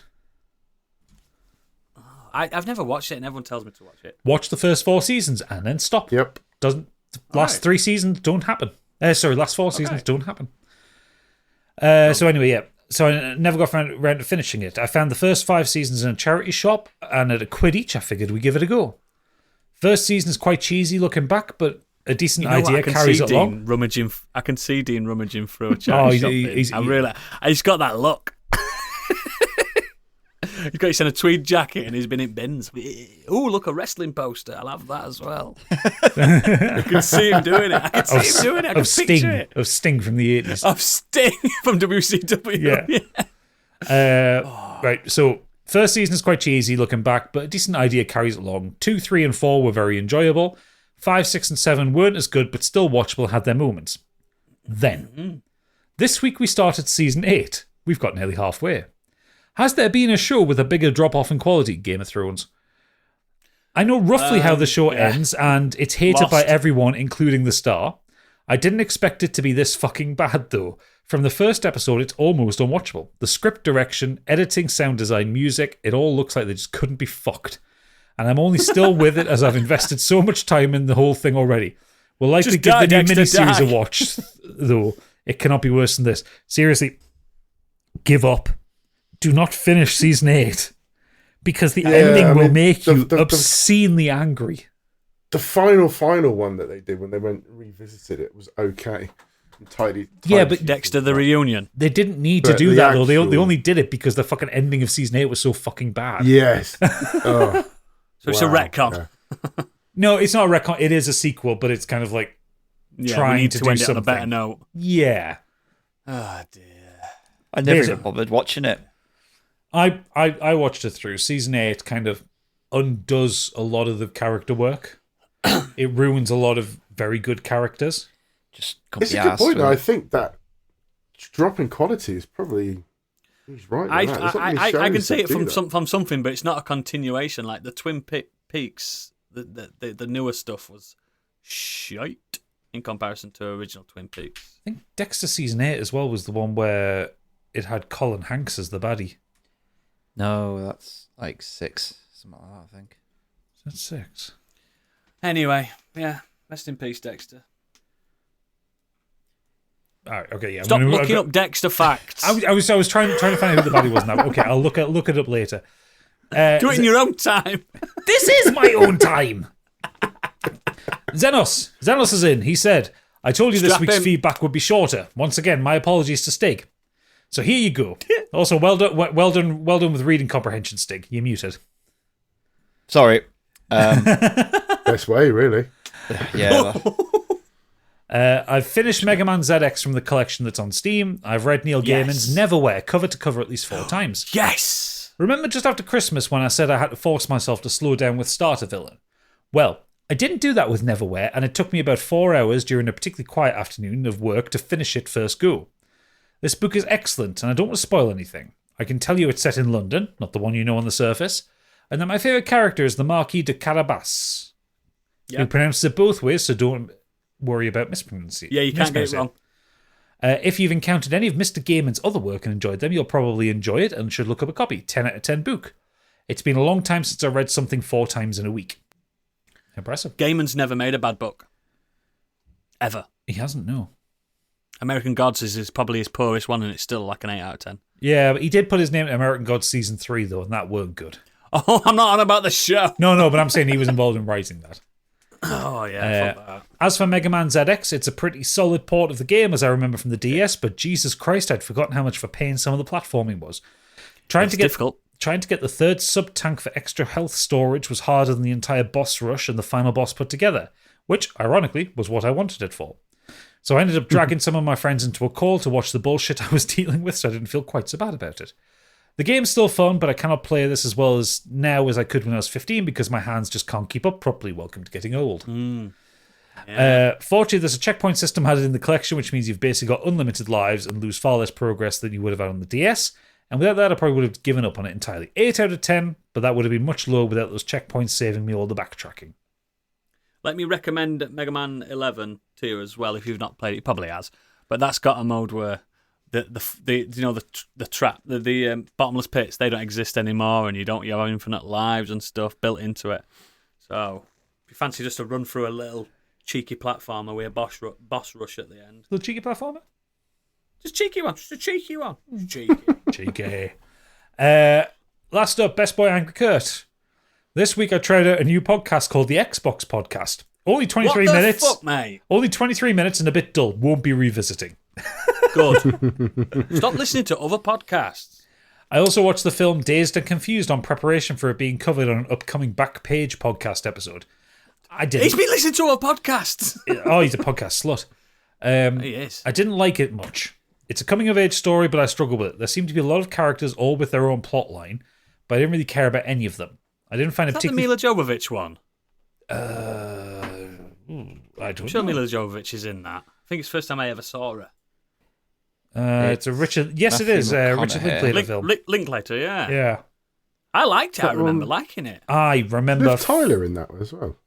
I've seen it, but I remember fuck all of it. Yeah, I'm same. I'm like, I've seen this film, or at least loads and loads of clips of it, but I just, in my head, I liked it. I'm going to have to rewatch it. Okay. I like Linklater, though. I like all his stuff. Especially Slacker. Oh wow, it's got quite a big cast. Matthew McConaughey, Ben Affleck. That's the... That's all right. That's Yeah, from that yeah. film. There he is. Yeah, Yeah. I've seen it. So I didn't find it particularly funny. Sometimes I struggle with films like this based around drinking and drugs, as that wasn't my experience of Oh, being they're a terrible teenager. for you. So maybe that's why it didn't resonate. But then I have enjoyed other films in the genre which are about similar things. So I'm not sure what it is. Maybe it just didn't hit for you, Kurt. Sometimes films just don't hit. It's not... It's a film of its time. I'm sure it's early 90s, that one. 93. Yeah, so it's a film of its time. Like I like Slackers and I like Boyhood and stuff like that of his, but he can be hit and miss sometimes. Linklater. It can be. I mean, it's the same way. Like, I don't really get on with John Hughes films, not because I think they're bad films, just I have no point of reference for them because they're also 80s. Linklater also do School of Rock as well? Did he write it or did he direct it? Oh, I can't remember. I know he had a resurgence for a while. And I know he was like an yes. indie darling for He directed School of Rock. There you go. Well I know he had a remembered. How resurgence. come you can't remember the fucking what you did last week, but you can remember that? Fuck knows, mate. What else he's done? He did A Scanner Darkly. Fucking Yes, which was not good. Philip K. Dick. yeah. Good concept. Like the It's Yeah, good animation. concept. It's not a good story. No, it's just dull. Yeah, he went an indie darling for a while, and then he came back, and then he went away. And Boyhood, that's worth watching. Yeah, It was filmed over 30 years or something like that. Yeah, Boyhood's 20 good. Right, he finishes off saying, game-wise, I've returned to Prince of Persia: The Lost Crown, which I urge any Metroidvania fan to play ASAP. But I've also fucking tell me started that. Mario vs. Donkey Kong, which is a delight. Yeah. Oh, both of those games I want. But every game is out and coming out. And you know what's also out soon? Final Fantasy. Got it. You're going to be fucking devastated if it turns out they've shit the bed with it. Oh, can you imagine? I'll retire. I don't see that happening. I really don't see that happening. I'll retire. Is that the feedback? That is the feedback. Excellent. So, as always, links to all our extracurricular activity are in our show notes and at modernescapism.co.uk. As always, links to all our patrons and all that stuff's on there. Kenny Potter's ended, but there's some ruminations in the background. We've got plans, haven't we, Gadget, Stig, We do. Biggie? We've got plans of what we're going to be doing next in place of Kenny Potter. And I'm kind of really excited. I'm not revealing it yet. It's a one where there are some nuggets of quality and some absolute piles of dross. shit. It's a series again. We're going through a series, and then eventually we're going to be doing the promised stuff with Candy later on that we mentioned last year. The Resident Evil stuff at the end of this year. Yeah, she's just unfortunately Candy's going to just be a bit busy this year. But yeah, the thing we're going to be discussing in his new Kenny Potter replacement, it's very on point at the moment. It's very in the zeitgeist. Yes. I'm not going to say it yet. We're going to wait. We're going to wait till we've got a name for it and everything. But I'm really excited to do it. It's something in, especially mine and Stig's wheelhouse and Biggie's wheelhouse as well as Gadget. We're just the best at what we do. Oodles is going to be insufferable throughout. Oh, yes. Do you know how Stig was like, in the books, get fucking ready. Get fucking ready. It's going to be pretty fucking special. But yeah, if you want to be a patron, again, from as little as £1 just to support us, but then you can go all the way up to the Biggie Bundle and enjoy yourself and have a great time. Yeah. Normally, this would be the segment where we'd have a trip down to Candyland. but Actually, she has messaged us. sent in a you're Candyland. having a laugh. Well, let's go to Candyland.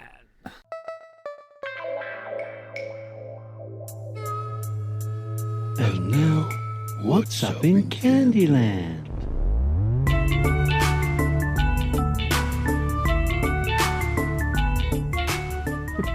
So the Candyland message that she sent consists of 3 words. Oh, no. Oodles, put down your drink, because this is the kind of thing where you'll get angry. Oh, for fuck's sake. RGB toilets. Discuss. No, for fuck's sake.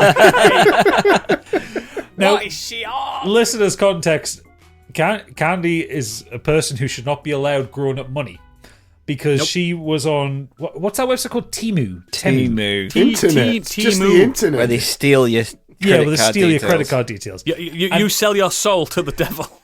And she ordered a light that you put in your toilet bowl to make it glow RGB. Bear in mind, guys, she didn't have a toilet bowl for a year For like prior to this. £2.97 or so. It's going to fucking electrocute her. She was also looking at RGB shower heads. Bear in mind, guys, as well, when she's on the toilet, she's an aggressive pisser. She's told us this is. as well. I've been in the next room. Oh. She put in our WhatsApp £2.17. You can't put a price on pure joy. Honestly, what a triumph! I'm pumped. And we were talking about it's cheap shit that they steal your money. She said, it's fine. I'm willing to pay that price for a disco bog. Disco bog. again, she wonders. She lays at night wondering why she's single. It's not the game of bed. She's more than beautiful enough to attract the opposite sex, but it's everything that comes with it. There's a package there that you've got to buy into. There is a context of insanity. She needs basically the general manager of Temu to be her fella. I think just someone needs to take a debit card off her. She probably memorised the fucking numbers knowing her. Yeah, it's got saved on Google Pay. Yeah, Tattoos. Google Pay. Oh, I worry about her. That's the problem. I worry about her. I genuinely do. She's going to be like, guys, remember when I bought that LED bog of a year? I've just got a nasty electrical shock. And my minger's burnt to a crisp. Oh, no. You know, Fanny lives after that. She will. She is an absolute terrorist, but she's a national treasure. She is. An international treasure now. Now she's getting marketing from China. Oh, she's I'm huge. sure that's where probably Temu comes from. China. It is. Yeah. I hear she's huge in China. China. Yeah, but yeah, that's Candyland minus the candy. Again, even when she's not here, you can still smell it. You can still smell that she's here. There's an essence. A stench. You can't escape it. But this is the end of the show. If you are a patron, join us in the green room in a second. But for everyone else, if you're tight and you can't be asked to support your local favourite everyday podcast, fuck you. Bye.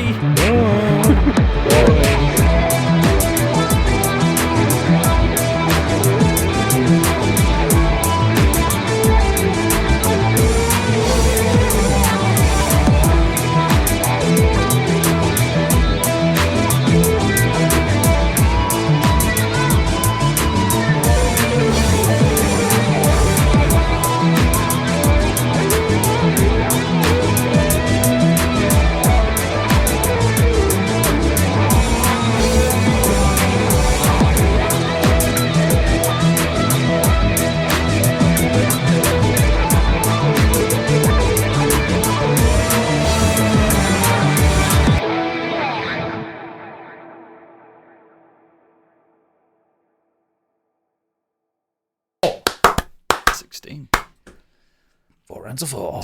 Two 8s, mate. Fucking 2 8s. Oh, for I'm ready. 32. That's right. Square root. Let's go. Love a pack of weeds, mate. Let's go. Right.